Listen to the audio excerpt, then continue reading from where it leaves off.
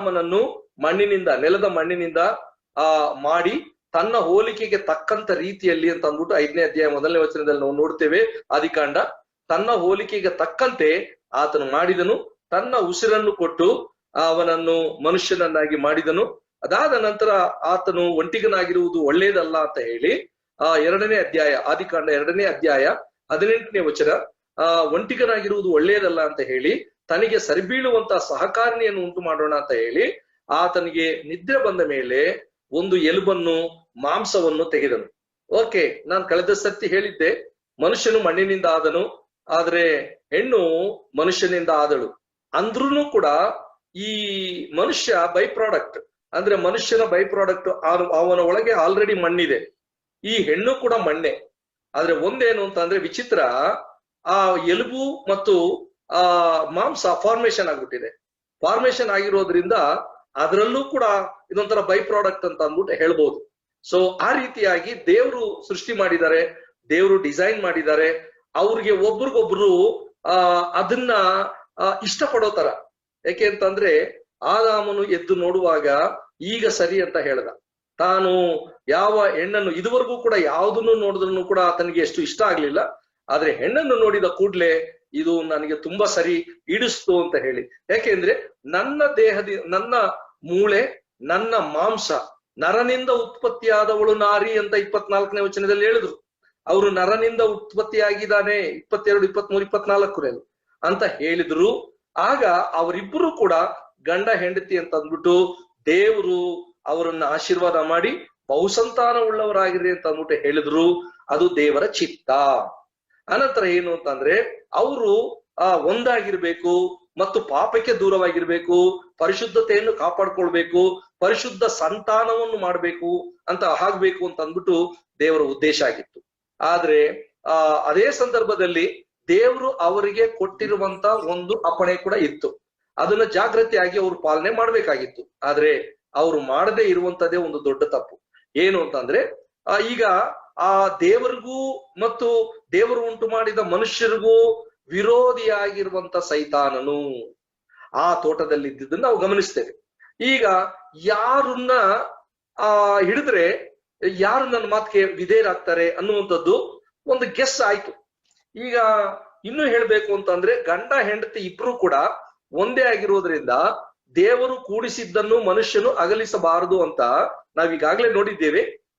ಅದು ಮತ್ತಾಯನ ಸುವಾರ್ತೆ 19ನೇ ಅಧ್ಯಾಯ 6ನೇ ವಚನ. ದೇವರು ಕೂಡಿಸಿದ್ದನ್ನು ಮನುಷ್ಯನ ಅಗಲಿಸಬಾರ್ದು. ಅವರಿಬ್ಬರನ್ನು ದೇವರು ಕೂಡಿಸಿದ್ರು. ಇನ್ನು ಮೇಲೆ ನೀವಿಬ್ರು ಒಂದೇ ಶರೀರ ಅಂತ ಹೇಳಿದ್ರು, ಮತ್ತು ನೀವಿಬ್ರು ಕೂಡ ಕೂಡಿ ಬಾಳ್ರಿ ಅಂತ ಹೇಳಿದ್ರು, ಬಹುಸಂತಾನ ಉಳ್ಳವರಾಗಿರ್ರಿ ಅಂತ ಹೇಳಿದ್ರು, ಸ್ವತಂತ್ರಿಸ್ಕೊಳ್ರಿ ಅಂತ, ಭೂಮಿಯನ್ನು ಸ್ವತಂತ್ರಿಸ್ಕೊಳ್ರಿ ಅಂತ ಎಲ್ಲ ಆಶೀರ್ವಾದ ಕೊಟ್ರು. ಆದರೆ ಸೈತಾನನು ಅವರಿಬ್ಬರ ಮಧ್ಯದಲ್ಲಿ ಡಿಸ್ಟೆನ್ಸ್ ಬರುವಂಗೆ ಮಾಡಿದನು. ಈಗ ಆದಾಮರು ಅವರು ಇಬ್ರು ಕೂಡ ಒಂದಾಗಿರುವಾಗ ಯಾವ ಪ್ರಾಬ್ಲಮ್ ಇರ್ಲಿಲ್ಲ ಕೂಡಿ ಬಾಳದಾಗ. ಆದ್ರೆ ಹವ್ವಳು ಏನ್ ಮಾಡಿದ್ಲು, ಆದಾಮನಿಂದ ಪ್ರತ್ಯೇಕವಾಗಿ ಹೋಗುವಂಥದ್ದು ನಾವು ನೋಡ್ತೀವಿ 3ನೇ ಅಧ್ಯಾಯದಲ್ಲಿ. ನಾವು ಆದಿಕಾಂಡ 3ನೇ ಅಧ್ಯಾಯದಲ್ಲಿ 1ರಿಂದ 6 ವಚನಗಳಲ್ಲಿ ಗಮನಿಸಿದ್ರೆ ಆಕೆ ಆದಾಮನಿಂದ ದೂರವಾಗಿ ಆ ಮರದ ಬಳಿಗೆ ಹೋಗಿ ಅದನ್ನೇ ದೃಷ್ಟಿಸಿ ನೋಡ್ತಾ ಇರುವಾಗ ಆ ಒಂದು ವೀಕ್ ಪಾಯಿಂಟ್ ಸೈತಾನನು ಉಪಯೋಗಿಸ್ಕೊಂಡ. ಅದೊಂಥರ ಟ್ರಂಪ್ ಕಾರ್ಡ್ ತರ ಉಪಯೋಗಿಸ್ಕೊಂಡು ಅವ್ವಳಿಗೆ ಅವ್ವ ಅಂತ ಮಾತನಾಡುವಂಥದ್ದು ನಾವು ನೋಡ್ತೀವಿ. ಈ ತೋಟದಲ್ಲಿರುವಂತ ಮರದ ಹಣ್ಣುಗಳನ್ನು ನೀವು ತಿನ್ನಬಾರ್ದು. ಹೌದು, ತಿನ್ಬಹುದು, ಎಲ್ಲಾ ತಿನ್ಬಹುದು, ಆದ್ರೆ ಈ ಮರದ ಹಣ್ಣನ್ನು ಮಾತ್ರ ತಿನ್ಬಾರ್ದು. ಹಾಗಾದ್ರೆ ದೇವರು ನಿಮ್ಮನ್ನು ಮೋಸ ಮಾಡ್ತಾ ಇದ್ದಾನೆ. ಅದಕ್ಕೆ ನಾವ್ ಯಾವಾಗ್ಲೂ ಕೂಡ ಗಂಡ ಹೆಂಡತಿರಾದವರು ಒನ್ನೆಸ್ ಇರ್ಬೇಕಂತೆ. ಒಂದು ಮನಸ್ಸು, ಒಂದು ಅಭಿಪ್ರಾಯ, ಒಂದು ಆಲೋಚನೆ, ಒಂದಾಗಿ ಕೂಡಿರ್ಬೇಕು ಅಂತ ಅಂದ್ಬಿಟ್ಟು ದೇವರ ವಾಕ್ಯದಲ್ಲಿದೆ. ಬಟ್ ಇಲ್ಲೇನಾಗೋಯ್ತು, ಆಕೆ ಗಂಡನಿಂದ ದೂರ ಆಗಿದ್ದೇ ದೊಡ್ಡ ತಪ್ಪಾಗೋಯ್ತು. ಆಕೆ ಆ ತೋಟದ ಯಾವ ನಿಷಿದ್ಧವಾದಂತ ಮರವನ್ನು ದೃಷ್ಟಿಸಿ ನೋಡಿದಳು. ಆಗ ಸೈತಾನನ ಎಂಟ್ರಿ, ಅವರಿಬ್ಬರ ಮನಸ್ಸುಗಳಲ್ಲಿ ಡಿಫರೆನ್ಸ್ ಬರುವಂತೆ. ಮತ್ತು ಈ ಹಣ್ಣು ನೋಡುವುದಕ್ಕೆ ಆಕೆ ನೀವು ದೇವತೆ ಆಗ್ತೀಯ ಅಂದ ಕೂಡ್ಲೆ ಅವಳ ನೋಟಾನೇ ಚೇಂಜ್ ಆಗೋಯ್ತು. ದೇವರು ನಿಮ್ಮನ್ನು ಮೋಸ ಮಾಡ್ತಾನೆ ಅನ್ನುವಂತ ಮಾತನ್ನ ಅಕ್ಸೆಪ್ಟ್ ಮಾಡ್ಕೊಂಡು ಅದನ್ನ ನೋಡುದು. ಪ್ರಿಯರೇ, ಇಂಥ ಟೈಮ್ನಲ್ಲಿ ನಾನೊಂದು ಮಾತು ಹೇಳ್ತೀನಿ. ನಮ್ಮ ಸಂಸಾರಗಳಲ್ಲಿಯೂ ಕೂಡ ಅನೇಕ ಒಡಕುಗಳು ಬರೋದಿಕ್ಕೆ ಕಾರಣ ಯಾರು ಗೊತ್ತಾ? ಗಂಡ ಹೆಂಡ್ತಿರಲ್ಲ. ಗಂಡ ಹೆಂಡತಿರ್ದು ನ್ಯಾಯವಾಗಿ ಅವರಿಬ್ಬರ ಮನಸ್ಸಿನಲ್ಲಿ ಏನು ತೊಂದರೆ ಇರಲ್ಲ, ಅವ್ರು ಚೆನ್ನಾಗೇ ಇರ್ತಾರೆ. ಬಟ್ ಮೂರನೇ ವ್ಯಕ್ತಿಯ ಮಾತನ್ನು ಕೇಳುವಾಗ, ಮೂರನೇ ವ್ಯಕ್ತಿಯ ಮಾತಿಗೆ ಕಿವಿ ಕೊಡುವಾಗ ದೊಡ್ಡ ನಷ್ಟವನ್ನು ಅನುಭವಿಸ್ತೀವಿ ಅನ್ನೋದನ್ನ ಮಾತ್ರ ನಾವ್ ಯಾವತ್ತೂ ಮರಿಬಾರ್ದು. ಇದನ್ನ ನಾವು ಮನಸ್ಸಿನಲ್ಲಿ ಇಟ್ಕೊಳ್ಬೇಕು. ಖಂಡಿತವಾಗಿಯೂ ಕೂಡ ಮೂರನೇ ವ್ಯಕ್ತಿನ ಮಾತು ಕೇಳುವಾಗ ಬಹಳ ಕೇರ್ಫುಲ್ ಆಗಿರ್ಬೇಕು. ನಾನು ಅನೇಕ ಸಲ ನಾನು ನೋಡಿದ್ದೀನಿ, ಅನೇಕ ಗಂಡ ಹೆಂಡತಿಯರನ್ನ ಕೂಡ ನಾನು ಕೇಳಿಸ್ಕೊಂಡಿದ್ದೀನಿ. ಅವರ ಸಂಭಾಷಣೆಗಳು ಹೇಗಿರುತ್ತೆ ಅಂತ ಅಂದ್ಬಿಟ್ಟು ಈವನ್ ಕೆಲವರು ಕಂಪ್ಲೇಂಟ್ ಮಾಡಿದ್ದಾರೆ. ಕಂಪ್ಲೇಂಟ್ ನ ರೂಟ್ ಕಾಸ್ ಹಿಡಿಯಕ್ ಹೋದಾಗ ಕೊನೆಗೆ ಗೊತ್ತಾಗಿದ್ದೇನು ಗೊತ್ತಾ, ಯಾರೋ ಮಧ್ಯವರ್ತಿ ವ್ಯಕ್ತಿಯಿಂದ ಇವರಿಬ್ಬರ ಮಧ್ಯದಲ್ಲಿ ಇವ್ರು ಆಕ್ಚುಲಿ ಲವ್ ಮ್ಯಾರೇಜ್ ಮಾಡ್ಕೊಂಡಿರೋರು, ಬಹಳ ಪ್ರೀತಿ ಮಾಡ್ಕೊಂಡ್ರು, ಅಪ್ಪ ಅಮ್ಮಂದ್ರು ಕೂಡ ತುಂಬಾ ಇಷ್ಟಪಟ್ಟು ಮಾಡಿದ್ರು, ಅವ್ರ ಕಡೆಯವರು ಇವ್ರ ಕಡೆಯವರು ಎಲ್ಲ ತುಂಬಾ ಚೆನ್ನಾಗಾಯ್ತು, ಕ್ರಿಶ್ಚಿಯನ್ ಮ್ಯಾರೇಜ್. ಆದರೆ ಕೊನೆಗೆ ಏನಾಗೋಯ್ತು ಅಂತ ಅಂದ್ರೆ ಆಕೆ ಮಧ್ಯವರ್ತಿಯ ಮಾತು ಕೇಳಿದ್ರು. ಏನು ಅಂತ ಅಂದ್ರೆ ಆ ಹುಡುಗನ ಬಗ್ಗೆ, ಹೆಂಡತಿಗೆ ಅಂದ್ರೆ ಗಂಡನ ಬಗ್ಗೆ ಹೆಂಡತಿ ಹತ್ರ ಬಂದು, ಏನಮ್ಮ ನಿಮ್ಮ ಗಂಡನ ವಿಷಯದಲ್ಲಿ ನಿಮ್ಗೆ ಗೊತ್ತಾ ಅಂತ ಒಂದು ಮಾತು ಹೇಳ್ಬಿಟ್ರು. ನನಗ್ ಗೊತ್ತಿಲ್ವಲ್ಲ, ಗೊತ್ತಿದೆಯಲ್ಲ. ಅಲ್ಲ, ನಿನ್ಗ್ ಗೊತ್ತಿಲ್ಲದೆ ಇರೋದು ನಿನ್ಗೆ ಗೊತ್ತಿದ್ಯಾ? ಅದು ನನ್ಗೆ ಗೊತ್ತಿಲ್ಲ. ಅಯ್ಯೋ ಉಚ್ಚಿ, ಹೋಗ್ಲಿ ಬಿಡು, ನಿನಗೆ ನಾನು ಇನ್ನೇನು ಹೇಳೋದ್ ಬೇಡ, ಅದು ಆಮೇಲೆ ನಿನ್ಗೆ ಗೊತ್ತಾಗುತ್ತೆ ಅಂತ. ಈಗ ಏನಾಗೋಯ್ತು, ಆ ಹೆಂಡತಿಗೆ ಅನುಮಾನ ಕ್ರಿಯೇಟ್ ಆಯ್ತು, ಗಂಡನ ಮೇಲೆನೆ ಕ್ರಿಯೇಟ್ ಆಯ್ತು. ಈಕೆ ಹೇಳೋದೇನೋ ಹೇಳ್ಬಿಟ್ಲು, ಪೂರ್ತಿ ಹೇಳಲಿಲ್ಲ. ಪೂರ್ತಿ ಹೇಳಿದ್ರೆ ಸಮಸ್ಯೆ ಇರ್ತಿರ್ಲಿಲ್ವೇನೋ. ಬಟ್ ನಿನ್ ಗಂಡನ ಬಗ್ಗೆ ಗೊತ್ತಾ ಅಂತ ಅಂದ್ಬಿಟ್ಲು. ಏನದು ಅಂತ ಕೇಳಿದ್ಲು. ಓಹೋ ನಿನ್ಗೆ ಗೊತ್ತಿಲ್ವಾ, ಹೋದ್ರೆ ಹೋಗ್ಲಿ ಬಿಡು, ನಾನ್ ಯಾಕೆ ಹೇಳಲಿ ಅಂತ ಅಂದ್ಬಿಟ್ಲು. ಕೊನೆಗೆ ಹೋಗ್ಬಿಟ್ಲು. ಆಮೇಲೆ ಇವಳಲ್ಲಿ ಆ ಹುಳ ಬಿಟ್ಲು. ಅದರಿಂದಾಗಿ ಏನಾಗೋಯ್ತು ಅಂತ ಅಂದ್ರೆ ಗಂಡನ ಮೇಲೆ ಅನುಮಾನ ದೃಷ್ಟಿಯಿಂದ ನೋಡಕ್ ಶುರು ಮಾಡಿದ್ರು. ಆವತ್ತಿನಿಂದ ಗಂಡನ ಸರಿಯಾಗಿ ಮಾತಾಡಿಸೋದಾಗ್ಲಿ, ಸರಿಯಾದ ರೀತಿಯಲ್ಲಿ ಜೊತೆಯಲ್ಲಿ ಇರೋದಾಗ್ಲಿ ಯಾವುದು ಕೂಡ ಆಕೆ ಸಹಕರಿಸ್ತಾ ಇರ್ಲಿಲ್ಲ. ಕೊನೆಗೆ ಅವರಿಬ್ರು ಅಲ್ಲಿ ಡಿಸ್ಪ್ಯೂಟ್ಸ್ ಪ್ರಾರಂಭ ಆಯ್ತು. ಕೊನೆಗೆ ಅವ್ರು ಎಲ್ಲಿವರೆಗೂ ಹೋಯ್ತು ಅಂತಂದ್ರೆ ದೊಡ್ಡ ಗಲಾಟೆ ಆಗಿ ಕೊನೆಗೆ ಅವ್ರ ತಂದೆ ತಾಯಿ ಇವ್ರ ತಂದೆ ತಾಯಿ ದೊಡ್ಡ ನಿಷ್ಠುರ ಆಗೋಯ್ತು. ಇದಕ್ಕೆ ಕಾರಣ ಯಾರು ಗೊತ್ತಾ? ಹೇಳಿದ ಮಾತನ್ನು ಕೇಳಿಸ್ಕೊಳ್ಬಾರ್ದು. ಸೈತಾನ್ ಅವತ್ತು ಅಲ್ಲೇ ಅದನ್ನೇ ಮಾಡಿರೋದು. ಅವಳು ಕೇಳಿಸ್ಕೊಂಡ್ಲು ಅವಳ ಮಾತಿಗೆ. ದೇವ್ರ ವಾಕ್ಯ ಏನಿದೆ ಗೊತ್ತಾ? 1 ಕೊರಿಂಥ 7ನೇ ಅಧ್ಯಾಯ 5ನೇ ವಚನದಲ್ಲಿ, ನೀವು ಗಂಡ ಹೆಂಡತಿರಾದವರು ಯಾವತ್ತಿಗೂ ಕೂಡ ನಿಮ್ಮ ಜೊತೆನ ಬಿಡಬೇಡಿ, ನಿಮ್ಮ ಜೊತೆಯಲ್ಲಿರ್ರಿ. ಯಾಕೆ ಅಂತಂದ್ರೆ ಗಂಡ ಬೇರೆಯವ್ರ ಮಾತು ಕೇಳೋದು, ಹೆಂಡತಿ ಬೇರೆಯವ್ರ ಮಾತು ಕೇಳೋದು ಕೇಳಬಾರ್ದು. ನಿಮ್ಮಲ್ಲಿ ಒನ್ನೆಸ್ ಇರ್ಬೇಕು, ನೀವು ಒಂದು ಅಭಿಪ್ರಾಯ ಇರ್ಬೇಕು. ನಿಮ್ಮಲ್ಲಿ ಏನಿರ್ಬೇಕು ಅಂದ್ರೆ ಒಂದು ನಂಬಿಕೆ ಇರ್ಬೇಕು, ಒಂದು ನಿರೀಕ್ಷೆ ಇರ್ಬೇಕು, ಒಂದು ಪ್ರೀತಿ ಇರ್ಬೇಕು. ಈ 3 ಗುಣಗಳು ಇರ್ಲೇಬೇಕು. ಈ 3 ಗುಣಗಳು ಇದ್ರೆ ನಿಮ್ಮ ಸಕ್ಸಸ್ಫುಲ್ ಮ್ಯಾರೇಜ್ ಆಗ್ತದೆ. 1 ಕೊರಿಂಥ 7ನೇ ಅಧ್ಯಾಯ 5ನೇ ವಚನದಲ್ಲಿ ಏನಿದೆ ಅಂತ ಅಂದ್ರೆ, ಪ್ರಾರ್ಥನೆಗೆ ಒಂದನ್ನ ಬಿಟ್ಟು ಮನಸ್ಸು ಕೊಡುವುದಕ್ಕಾಗಿ ನೀವು ಪರಸ್ಪರ ಸಮ್ಮತಿಯಿಂದ ಸ್ವಲ್ಪ ಕಾಲ ದಂಪತಿ ಧರ್ಮವನ್ನು ಬಿಟ್ಟು ಅಗಲಿರಬಹುದೇ ಹೊರತು ಅನ್ಯತಾ ಮತ್ತೆ ದೂರ ಇರೋದಿಕ್ಕೆ ಮಾಡಬಾರದು. ಒಂದ್ ವೇಳೆ ಆ ರೀತಿ ಇತ್ತು ಅಂತ ಅಂದ್ರೆ ಆಮೇಲೆ ಸೈತಾನನು ನಿಮಗೆ ದಮೆ ಇಲ್ಲದವರನ್ನು ನೋಡಿ ನಿಮಗೆ ದುಷ್ಪ್ರೇರಣೆಗೆ ಆಗುವಂತೆ ತಿರುಗಿ ಕೂಡಿಕೊಳ್ಳ್ರಿ, ದುಷ್ಪ್ರೇರಣೆಗೆ ಆಗದಂತೆ ಅದ್ರಿ ಬರ್ದಿದ್ದಾರೆ. ಬಟ್ ಸೈತಾನನು ನಮ್ಮನ್ನು ದುಷ್ಪ್ರೇರಣೆಗೆ ಒಳಪಡಿಸ್ತಾನೆ, ಅದನ್ನ ಆಗದಂತೆ ನೀವು ಒಂದು ಎಚ್ಚರಿಕೆಯ ಮಾತಿದೆ. ಎಕ್ಸೆಪ್ಟ್ ಪ್ರೇಯರ್ಗೆ ಬಿಟ್ಟು ನೀವ್ ಯಾವಾಗ್ಲೂ ಕೂಡ ಒಂದಾಗಿರ್ಬೇಕು ಅಂತ ಅಂದ್ಬಿಟ್ಟು. ಹಾಗಾದ್ರೆ ನಾವು ಅದನ್ನ ಇವತ್ತು 3 ವಿಷಯಗಳನ್ನ ನಿಮ್ಮ ಮುಂದೆ ನಾನು ತರ್ತೇನೆ. ಒಂದು, ಅದು 3 ಕೂಡ ಸಿ ಇಂದ ಬರುತ್ತೆ. ಒಂದೇನು ಅಂತಂದ್ರೆ ನಿಮ್ದು covenant, number 1 covenant, number 2 commitment, number 3 communication. ಈ 3 ಕೂಡ ತುಂಬಾ ಇಂಪಾರ್ಟೆಂಟ್. ಇವತ್ತಿನ ನಿಮ್ಮ ಮುಂದೆ ನಾನು ಶೇರ್ ಮಾಡ್ಕೊಳ್ಳೋದು ಇಷ್ಟು ಮಾಡ್ತೀನಿ ನಾನು. ಓಕೆ, ಯಾಕೆ ಅಂತಂದ್ರೆ ನಮ್ಮ ಕವೆನೆಂಟ್ ನ ನಾವು ಜ್ಞಾಪಕ ಮಾಡ್ಕೊಳ್ಬೇಕು. ಯಾವತ್ತಿಗೂ ಕೂಡ ನಮ್ಮ ಕವೆನೆಂಟ್ ನ ಅಥವಾ ನಮ್ಮ ಒಡಂಬಡಿಕೆನ ಯಾವತ್ತಿಗೂ ಕೂಡ ಮರಿಬಾರ್ದು. ನಾವೇನ್ ಮಾಡ್ತೀವಿ ಅಂದ್ರೆ ಮದುವೆ ಮಾಡ್ಕೊಳ್ಳುವಾಗ ಅವ್ರು ಏನೋ ಹೇಳ್ತಾರೆ, ನಾವು ಏನೋ ಹೇಳ್ತೀವಿ, ಯಾವುದು ಮನಸ್ಸಿನಲ್ಲಿರಲ್ಲ. ಮದುವೆ ಮಾಡುವಂತ ಸೇವಕರು ಅಥವಾ ದೇವ್ರ ಸೇವಕರು, ಆ ಮದುವೆ ಮಾಡುವಂತವ್ರು ಏನ್ ಹೇಳ್ತಾರೋ ಅದನ್ನು ಕೂಡ ಅವ್ರು ಏನ್ ಹೇಳ್ತಾರೋ ಅದನ್ನ ಕೇಳ್ತಾರೆ. ಯಾಕೆ? ಬೇಗ ಮದುವೆ ಆದ್ರೆ ಸಾಕು, ನಾವು ಗಂಡ ಹೆಂಡತಿ ಆಗ್ಬಿಟ್ರೆ ಸಾಕು, ನಾವ್ ಇಲ್ಲಿಂದ ತೊಲಗಿದ್ರೆ ಹೋದ್ರೆ ಸಾಕು ಅನ್ನೋ ತರ ಇರ್ತಾರೆ. ಆದ್ರೆ ಅಟ್ಲೀಸ್ಟ್ ಈಗ ಅದನ್ನು ಕೂಡ ನಮಗೆ ಒಂದು ಒಳ್ಳೆ ಟೆಕ್ನಾಲಜಿ ಬಂದಿದೆ. ಏನದು ಅಂತಂದ್ರೆ ವಿಡಿಯೋ ತೆಗಿತಾರೆ. ವಿಡಿಯೋ ಇರುತ್ತೆ, ಫೋಟೋ ಇರುತ್ತೆ, ಎಲ್ಲ ಪಿನ್ ಟು ಪಿನ್ ನಮ್ಗಿರುತ್ತೆ. ಅದನ್ನ ನೀವು ನೋಡ್ಕೊಳ್ಳಿ. ಬಹಳ ಜನ ನೋಡಲ್ಲ. ಬರೀ ರಿಸೆಪ್ಷನ್ ಗಳು ನೋಡಕ್ ಹೋಗ್ತಾರೆ. ರಿಸೆಪ್ಷನ್ ಅಲ್ಲಿ ಯಾರು ಬಂದಿದ್ರು, ಯಾರು ಗಿಫ್ಟ್ ಕೊಟ್ರು, ಯಾರು ಹೋದ್ರು, ಯಾರು ತಿಂದ್ರು, ಯಾರಿದ್ರು, ಅದೆಲ್ಲ ಮುಖ್ಯ. ನೀವು ಮಾಡಿರುವಂತ ಒಡಂಬಡಿಕೆಗಳನ್ನ ಅದನ್ನ ರಿವೈಂಡ್ ಮಾಡ್ಕೊಂಡು ನೋಡ್ಕೊಳ್ಬೇಕು. ಏನ್ ನೀವು ಒಡಂಬಡಿಕೆ ಮಾಡ್ಕೊಂಡಿದ್ದೀರಿ ಅದನ್ನ ಯಾವತ್ತಿಗೂ ಕೂಡ ಬಿಡಬಾರ್ದು. ಒಡಂಬಡಿಕೆಯ ಪತ್ನಿ, ಒಡಂಬಡಿಕೆಯ ಪತಿ, ಇವೆರಡೂ ಕೂಡ ನೀವು ಮಲಾಕಿ ಗ್ರಂಥ ತೆಗಿರಿ. ಮಲಾಕಿ ಗ್ರಂಥ 2ನೇ ಅಧ್ಯಾಯ 14ನೇ ವಚನ ಮತ್ತು 16ನೇ ವಚನದಲ್ಲಿ ನಾವು ಹೀಗೆ ನೋಡ್ತೇವೆ. ಮಲಾಕಿ ಗ್ರಂಥ 2ನೇ ಅಧ್ಯಾಯ 2ನೇ ಅಧ್ಯಾಯ 14ನೇ ವಚನ ಮತ್ತು 16ನೇ ವಚನದಲ್ಲಿ ಹೀಗೆ ಬರೆಯಲ್ಪಟ್ಟು, ಸಿಕ್ಕಿದವ್ರು ಯಾರಾದ್ರೂ ಇದ್ರೆ ಓದ್ಬೋದು, ಇಲ್ಲಾಂದ್ರೆ ನಾನು ಓದ್ತೇನೆ.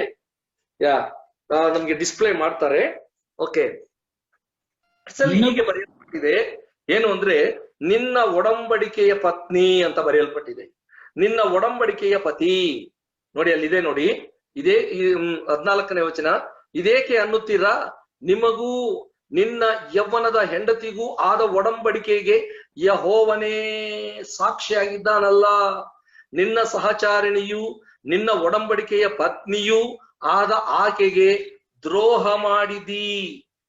ಅದ್ರ ಅರ್ಥ ಏನು ಅಂತಂದ್ರೆ, ಈಗಾಗ್ಲೇ ನೀನು ಬಿದ್ದೋಗ್ಬಿಟ್ಟಿದಿ, ನೀನು ಅವಳಿಗೆ ನೀನು ದ್ರೋಹ ಮಾಡಿದ್ದೀಯಾ, ಇದನ್ನ ನಾನು ಸಹಿಸೋದಿಲ್ಲ. ಪತ್ನಿ ದ್ರೋಹ ಮಾಡುವಂತವನ್ನ ನಾನು ಸಹಿಸೋದು. 16ನೇ ವಚನ ಹಾಗೆ ತೆಗಿರಿ. 16ನೇ ವಚನದಲ್ಲಿ ಹೀಗೆ ಬರೆಯಲ್ಪಟ್ಟಿದೆ. ಸ್ವಲ್ಪ ಮುಂದಕ್ಕೆ ತಗೊಳ್ರಿ, ಸ್ಕ್ರೋಲ್ ಮಾಡ್ರಿ. 16ನೇ ವಚನದಲ್ಲಿ 16ನೇ ವಚನ ಅಲ್ಲಿ ಬರೆಯಲ್ಪಟ್ಟಿದೆ. 16 ಮಲಾಕಿ 2:16. ಇಸ್ರಾಯೇಲಿನ ದೇವರಾದ ಯೆಹೋವನು ಇಂತೆನ್ನುತ್ತಾನೆ, ನಾನು ಪತ್ನಿ ತ್ಯಾಗವನ್ನು ಹೆಂಡತಿಗೆ ಅನ್ಯಾಯ ಮಾಡುವವನನ್ನು ಹಾಗೆ ಮಾಡುತ್ತೇನೆ. ಇದು ಸೇನಾಧೀಶ್ವರನಾದ ಯೆಹೋವನ ನುಡಿ. ಆದ ಕಾರಣ ನಿಮ್ಮ ಆತ್ಮವನ್ನು ಎಚ್ಚರಿಕೆಯಿಂದ ನೋಡಿಕೊಳ್ಳಿರಿ, ದ್ರೋಹ ಮಾಡಬೇಡಿರಿ. ಇದು ಇಬ್ಬರಿಗೂ ಎಚ್ಚರಿಕೆ ಪ್ರಿಯರೇ. ಇದು ಒಬ್ರಿಗಲ್ಲ, ಬರೀ ಗಂಡನಿಗೆ ಮಾತ್ರ ಅಲ್ಲ, ಇದು ಹೆಂಡತಿಗೂ ಅನ್ವಯಿಸುತ್ತೆ, ಗಂಡನಿಗೂ ಅನ್ವಯಿಸುತ್ತೆ. ನೀವು ಪರಸ್ಪರ ಒಬ್ಬರಿಗೊಬ್ಬರು ಒಡಂಬಡಿಕೆ ಮಾಡಿಕೊಂಡಿದ್ದೀರಿ. ಏನಂತ ಮಾಡ್ಕೊಂಡಿದ್ದೀರಿ? ನಾನು ನನ್ನ ಉಸಿರಿರುವ ತನಕ ನಾನು ನಿನ್ನನ್ನು ಪ್ರೀತಿಸುತ್ತೇನೆ, ಸಾಕುತ್ತೇನೆ, ಸಲಹುತ್ತೇನೆ ಎಂದು ಪ್ರಮಾಣ ಮಾಡುತ್ತೇನೆ ಇಷ್ಟು ಜನರ ಮುಂದೆ. ಮತ್ತೆ ಗಲಾಟೆ ಯಾಕೆ ನಿಮ್ಮ ಮನೆಯಲ್ಲಿ? ಯಾಕೆ ನಿಮ್ಗೆ ಮಿಸ್ಅಂಡರ್ಸ್ಟ್ಯಾಂಡಿಂಗು? ನೀನು ನಿನ್ನ ಹೆಂಡತಿಯನ್ನು ಇಷ್ಟಪಟ್ಟು ತಾನೇ ಮದುವೆ ಆಗಿರೋದು. ಇವತ್ತಿನ ದಿನ ಆಕೆಯನ್ನು ಕಂಡ್ರೆ ನಿನ್ಗೆ ಯಾಕೆ ಇವತ್ತೊಂದಿನ ದಿನ ಆ ಪ್ರೀತಿಯ ಮನೋಭಾವನೆ ಇಲ್ಲ? ಆಕೆ ವಿಷಯದಲ್ಲಿ ಯಾಕೆ ಸಣಗುವುದು? ಈವನ್ ಹೆಂಡತಿನೂ ಅಷ್ಟೇ. ನೀನು ಎಲ್ಲರ ಮುಂದೆ ಆತನನ್ನು ಒಪ್ಪಿಕೊಂಡು ನೀನು ಮದುವೆ ಆದ ಮೇಲೆ, ಒಂದು ಒಡಂಬಡಿಕೆ ಮಾಡಿಕೊಂಡ ಮೇಲೆ, ಅವನನ್ನು ನೋಡಿದ್ರೆ ಸ್ವಲ್ಪ ದಿನಗಳಾದ ನಂತರ ಅವನ ಮೇಲೆ ಕಸಿವಿಸಿ ಯಾಕೆ? ಅವನಂದ್ರೆ ನೀನು ಒಂದು ವೇಳೆ ಏನೋ ಒಂಥರ ಶತ್ರುನ ನೋಡೋದೇನಕ್ಕೆ? ಅವನು ಬರುವಾಗ ಅಟ್ಲೀಸ್ಟ್ ಒಂದು ನಗುತ್ತಾ ಮಾತನಾಡದೆ ಇರೋದೇನಕ್ಕೆ? ಎಷ್ಟೋ ಬರುತ್ತೆ, ಬರೋದಂತೂ ಗ್ಯಾರಂಟಿ ಇರುತ್ತೆ, ಏನೆಲ್ಲಾ ಪ್ರಾಬ್ಲಮ್ಸ್ ಬರುತ್ತೆ. ಬಟ್ ಏನೇ ಬಂದ್ರು ಕೂಡ ನಾವು ಒಡಂಬಡಿಕೆಗಳನ್ನ ನಾವು ಮರಿಬಾರ್ದು, ಬ್ರೇಕ್ ಮಾಡಕ್ ಹೋಗ್ಬಾರ್ದು. ಆ ಒಡಂಬಡಿಕೆನ ನಾವು ಬ್ರೇಕ್ ಮಾಡಿದ್ರೆ ಅದು ದೇವ್ರಿಗೆ ಇಷ್ಟ ಇಲ್ಲ. ಬಹಳ ಜನ ಬ್ರೇಕ್ ಮಾಡ್ತಾರೆ. ಅದು ತುಂಬಾ ತಪ್ಪು. ನನಗೆ ಇಷ್ಟ ಬಂದ್ರೆ ನಾನು ಇರ್ತೇನೆ, ಇಷ್ಟ ಇಲ್ಲ ಅಂದ್ರೆ ನಾನು ನಿನ್ನ ಹತ್ರ ಇರಲ್ಲ ಅಂತ ಹೇಳುವಂತದ್ದು ಮಹಾ ಅಪರಾಧ. ದೇವ್ರಿಗೆ ಅದು ತುಂಬಾ ಮನಸ್ಸು ಬೇಜಾರು ಮಾಡ್ದಂಗಿರುತ್ತೆ. ದೇವರು ಕೂಡಿಸಿದಾನೆ ನಿಮ್ಮನ್ನ, ದೇವರೇ ನಿರ್ಣಯಿಸಿದ್ದಾನೆ. ನೀವೆಲ್ಲ ನಿರ್ಣಯ ಮಾಡೋದು. ಬಹಳ ಜನ ಹೇಳ್ತಾರೆ marriages are made in heaven ಅಂತ ಹೇಳ್ತಾರೆ. ಒಂದ್ ವೇಳೆ ಪರಲೋಕದಲ್ಲೇ ದೇವರು ನಿರ್ಣಯ ಮಾಡಿ ಇಂಥ ಹೆಣ್ಣಿಗೆ ಇಂಥ ಗಂಡು ಅಂತ ಅಂದ್ಬಿಟ್ಟು ನಿಶ್ಚಯ ಮಾಡಿ ಕಳಿಸಿರ್ತಾರೆ.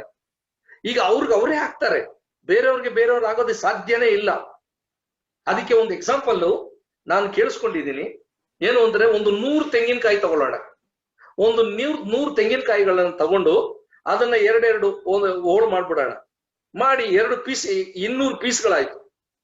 ಒಂದೊಂದನ್ನ ಎರಡೆರಡು ಮಾಡ್ಬಿಟ್ಟು ಎಲ್ಲ ಕಲಿಸ್ಬಿಟ್ಟ ಮೇಲೆ ಯಾವ್ದಾದ್ರು ಒಂದು ಆ ಹೋಲನ್ನ ಅಂದ್ರೆ ಒಂದು ಚಿಪ್ಪನ್ನ ತಗೊಂಡು ಇದಕ್ಕೆ ಮ್ಯಾಚ್ ಆಗುವಂತದ್ದು ಅಲ್ಲಿ 199 ಚಿಪ್ಪುಗಳಿದಾವೆ, ಅದನ್ನ ತೆಗೆದು ಇದಕ್ಕೆ ಜಾಯಿಂಟ್ ಮಾಡಕ್ ಹೋದ್ರೆ ಅದು ಯಾವ್ದು ಜಾಯಿಂಟ್ ಸೆಟ್ ಆಗಲ್ಲ. ಅದಕ್ಕೆ ಯಾವ್ದು ಜಾಯಿಂಟ್ ಸೆಟ್ ಆಗುತ್ತೆ ಗೊತ್ತಾ? ಇದರಿಂದ ಯಾವುದು ಬಿಟ್ಟು ಹೋಯ್ತೋ ಅಂದ್ರೆ ಹೊಡೆದಾಗ ಸೀಳಿ ಪಕ್ಕಕ್ಕೆ ಸರಿತೋ ಅದೇ ಮ್ಯಾಚ್ ಆಗೋ, ಬೇರೆ ಇನ್ಯಾವುದೂ ಆಗೋದಿಲ್ಲ. ಹಾಗೆ ದೇವರು ನಿನಗೆ ಅಂತ ಹೇಳಿ ಒಂದು ಹೆಣ್ಣುಮಗಳನ್ನ ತಯಾರು ಮಾಡಿದ್ದಾರೆ. ನಿನಗೆ ಅಂತ ಹೇಳಿ ಒಂದು ಹುಡುಗನನ್ನು ತಯಾರು ಮಾಡಿದ್ದಾರೆ. ನಿಮ್ಮಿಬ್ಬರನ್ನು ಕೂಡ ನಿಮ್ಮ ಏನದು ನಿಮ್ಮ ಮನಸ್ಸಿನಲ್ಲಿ ಆಗಿರ್ಬಹುದು, ನಿಮ್ಮ ಪ್ರತಿಯೊಂದರಲ್ಲೂ ಕೂಡ ಆಶೆ ಆಕಾಂಕ್ಷೆಗಳು ಪ್ರತಿಯೊಂದರಲ್ಲೂ ಕೂಡ ನಿಮ್ಗೆ ಮ್ಯಾಚ್ ಮಾಡಿಟ್ಟಿದ್ದಾರೆ. ಮ್ಯಾಚ್ ಮಾಡಿಟ್ರೆ ನಾವೇನ್ ಮಾಡ್ತಾ ಇದ್ದೀವಿ ಅಂತ ಅಂದ್ರೆ, ಇದು ನಂದಲ್ಲ, ಇದು ಬೇರೆಯವ್ರದು, ಇದು ಯಾರ್ದೋ ಅನ್ನೋ ತರ. ಒಂದು ಸಲ ಒಬ್ರು ದೇವ್ರ ಸೇವಕರು ಒಂದು ಉದಾಹರಣೆ ಹೇಳ್ತಾ ಇದ್ರು, ಯಾವ್ದೋ ಒಂದು ಮ್ಯಾರೇಜ್ ನಲ್ಲಿ ಕೇಳಿಸ್ಕೊಂಡಿದ್ದೆ. ಇದ್ರು ಅಂತ ಅಂದ್ರೆ ಸುಮಾರು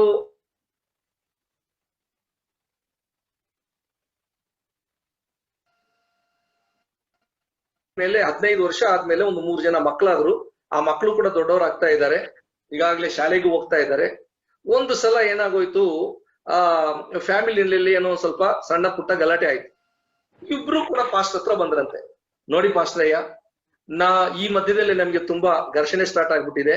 ನಮ್ಮ ಯಜಮಾನ್ರು ನಮ್ ಜೊತೆನಲ್ಲಿ ಸರಿಯಾಗಿ ಮುಖ ಕೊಟ್ಟು ಮಾತಾಡೋದಿಲ್ಲ, ಗೋಡೆ ನೋಡ್ಕೊಂಡು ಮಾತಾಡ್ತಾರೆ. ನಮ್ಮ ಹತ್ರ ಒಂದು ಪ್ರೀತಿಯಿಂದ ಒಂದು ಮಾತಿಲ್ಲ. ಸುಮಾರು ತಿಂಗಳುಗಳಾಗೋಯ್ತು, ವರ್ಷಕ್ಕೆ ಬರ್ತಾ ಇದೆ. ನನ್ಗೆ ಈ ರೀತಿ ಇದ್ರೆ ನನಗೆ ತುಂಬಾ ನರಕ ಆಗ್ಬಿಟ್ಟಿದೆ ಅಂತ ಹೆಂಡತಿ ಕಂಪ್ಲೇಂಟ್ ಹೇಳಿದ್ಲಂತೆ.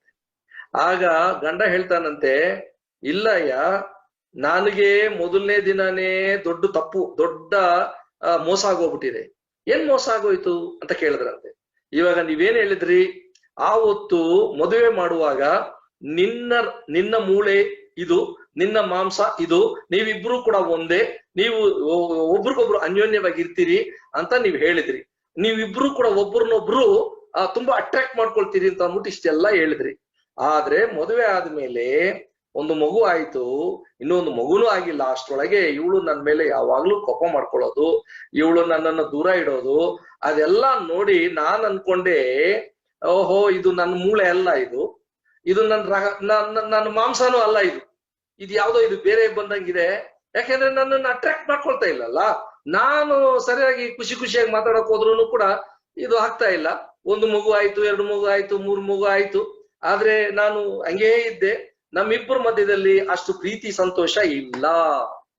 ಈಗ ಮತ್ತೆ ಏನಪ್ಪ ನೆಕ್ಸ್ಟ್ ಅಂತ ಅಂದ್ರೆ, ನನ್ನ ಮೂಳೆ ನನ್ನ ಮಾಂಸ ನೀವು ಹೇಳಿದ ಹಾಗೆ ನನ್ನ ಆಫೀಸ್ನಲ್ಲಿದೆ. ಆಫೀಸ್ನಲ್ಲಿದೆಯಾ? ಯಾಕೆಂದ್ರೆ ನಾನು ಮನೆಯಿಂದ ಆಫೀಸ್ ಹೋಗ್ತಿದ್ದಂಗೆನೆ ಆ ಹೆಣ್ಮಗಳು, ನನ್ನ ಆಫೀಸ್ ಸಬಾರ್ಡಿನೇಟ್, ಆಕೆ ತುಂಬಾ ನಗುತ್ತಾ ನನ್ನನ್ನು ಬರಮಾಡ್ಕೊಳ್ತಾಳೆ, ನನ್ನನ್ನು ಯಾವಾಗ್ಲೂ ಪ್ರೀತಿಯಿಂದ ಮಾತಾಡಿಸ್ತಾಳೆ, ನನ್ನನ್ನು ತುಂಬಾನೇ ಹತ್ತಿರವಾಗಿ ಬಂದು ಮಾತಾಡಿಸ್ತಾಳೆ. ಮತ್ತು ಆಕೆ ತಂದಿರೋ ಟಿಫನ್ ಇದು ಅದು ಎಲ್ಲ ನನಗೆ ನೋಡಿ ಎಷ್ಟು ಪ್ರೀತಿಯಿಂದ ಬಡಿಸ್ತಾಳೆ ಗೊತ್ತಾ ಪಾಸ್ಟ್ರೆ. ನೋಡಿ ಈಕೆ ಯಾವತ್ತಾದ್ರೂ ನಾನು ಆಫೀಸಿಂದ ಬರುವಾಗ ಮುಖ ಎಲ್ಲ ಮೂತಿ ಎಲ್ಲ ಊದಿಸ್ಕೊಂಡಿರ್ತಾಳೆ. ಯಾವಾಗ ನೋಡಿದ್ರು ಅರ್ಕುಲ್ ಬಟ್ಟೆ ಹಾಕೊಂಡಿರ್ತಾಳೆ. ಯಾವಾಗ ನೋಡಿದ್ರು ನನ್ನನ್ನ ಒಂಥರ ನನಗೆ ಬಾಧೆ ಆಗೋ ತರ ನಡ್ಕೊಳ್ತಾಳೆ. ಹಾಗಾದ್ರೆ ಇದು ನನ್ನ ಮೂಳೆ ಅಲ್ಲ.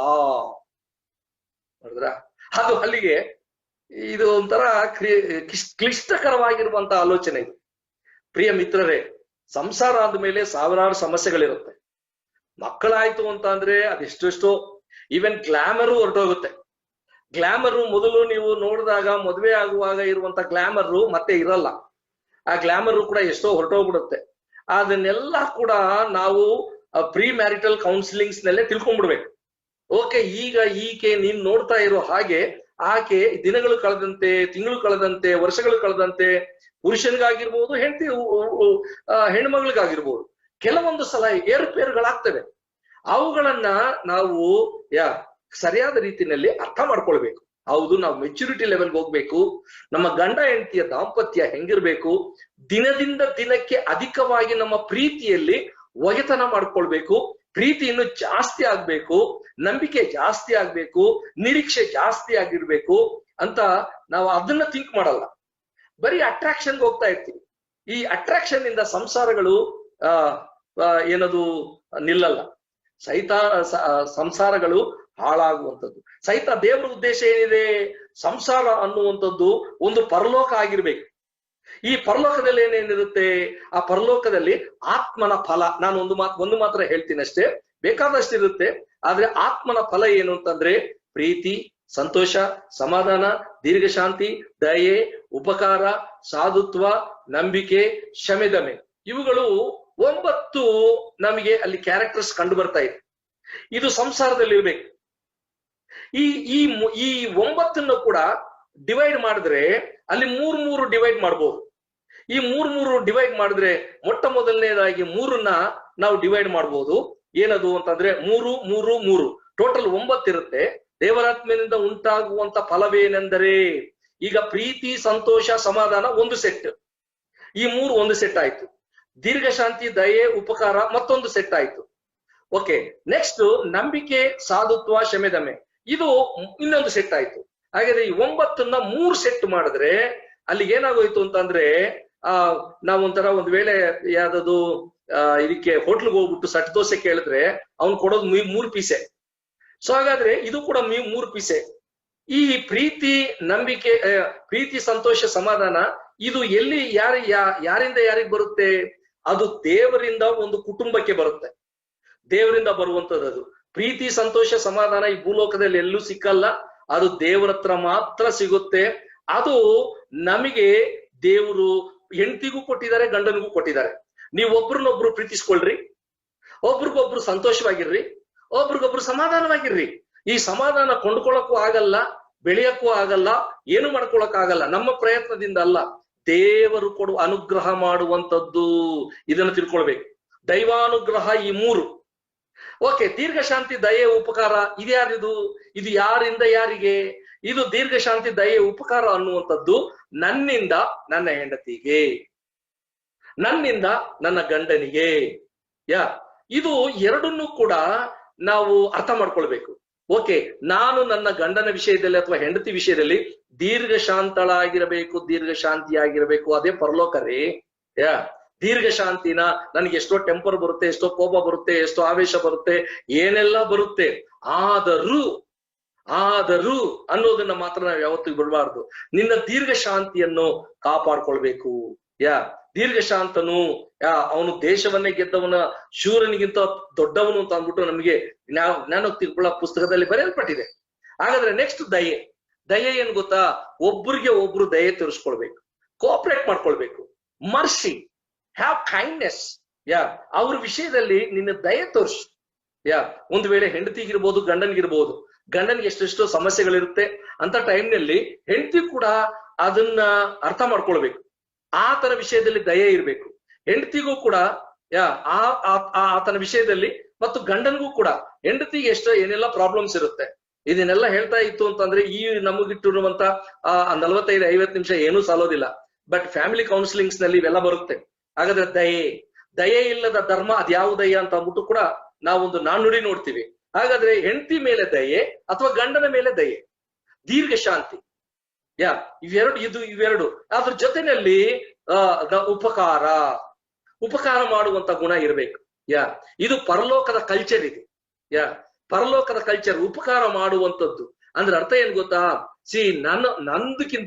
ನನಗಿಂತ ಹೆಚ್ಚಾಗಿ ನನ್ನ ಹೆಂಡತಿ, ನನಗಿಂತ ಹೆಚ್ಚಾಗಿ ನನ್ನ ಗಂಡ, ಪರೋಪಕಾರಿಗಳಾಗಿರ್ರಿ ಅಂತ ಯೇಸು ಸ್ವಾಮಿ ನಮ್ಗೆ ಹೇಳಿದ್ದಾರೆ. ಹಾಗಾದ್ರೆ ಉಪಕಾರಿಗಳಾಗಿರ್ಬೇಕು ನಾವು, ಅಪಕಾರಿಗಳಾಗಿರಬಾರ್ದು. ಗಂಡನಿಗೆ ಕೆಡುಕು ಮಾಡುವಂತವರಾಗಿರ್ಬಾರ್ದು, ಹೆಂಡತಿಗೆ ಕೆಡುಕು ಮಾಡುವಂತವರಾಗಿರ್ಬಾರ್ದು.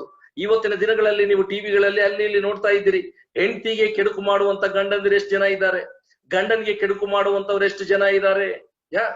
ಪರೋಪಕಾರ ಎಲ್ಲಿದೆ? ನಮ್ಮ ಕಲ್ಚರ್ ಏನಿದೆ? ಪರಲೋಕದ ಕಲ್ಚರು ನೀವು ಪರೋಪಕಾರಿಗಳಾಗಿರ್ಬೇಕು. ಒಬ್ಬರಿಗೊಬ್ಬರು ಇದು ನಂದು ಇದು ನಿಂದು ಅನ್ನುವಂಥದ್ದಲ್ಲ, ಇದು ನಮ್ಮದು, ನಮ್ಮಿಬ್ಬರದು, ನಮಗೆ ದೇವರು ಕೊಟ್ಟಿರುವಂತದ್ದು ಅನ್ನುವಂತ ಡಿಫರೆಂಟ್ ಒಪಿನಿಯನ್ಸ್ ಇಲ್ಲದ ಹಾಗೆ ಜೀವನ ಮಾಡಿದ್ರೆ ಅಲ್ಲಿಗೆ ನನ್ನ ಹೆಂಡತಿಗೆ ನಾನ್ ಕೊಡೋದು, ನನ್ನ ಗಂಡನಿಗೆ ನಾನ್ ಕೊಡೋದು ಅನ್ನುವಂಥದ್ದು ಬರುತ್ತೆ. ಅದು ನೆಕ್ಸ್ಟ್ 3 ನೋಡೋಣ. ನಂಬಿಕೆ, ಸಾಧುತ್ವ, ಶಮೆದಮೆ.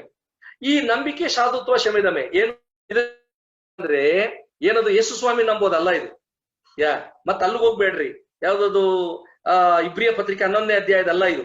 ಈ ನಂಬಿಕೆನೆ ಬೇರೆ. ಈ ನಂಬಿಕೆ ಯಾವ್ದು ಗೊತ್ತಾ? ಹೆಂಡತಿನ ಗಂಡ ನಂಬೋದು, ಗಂಡನ್ನ ಹೆಂಡತಿ ನಂಬೋದು. ಇದು ಬಹಳ ಇಂಪಾರ್ಟೆಂಟ್.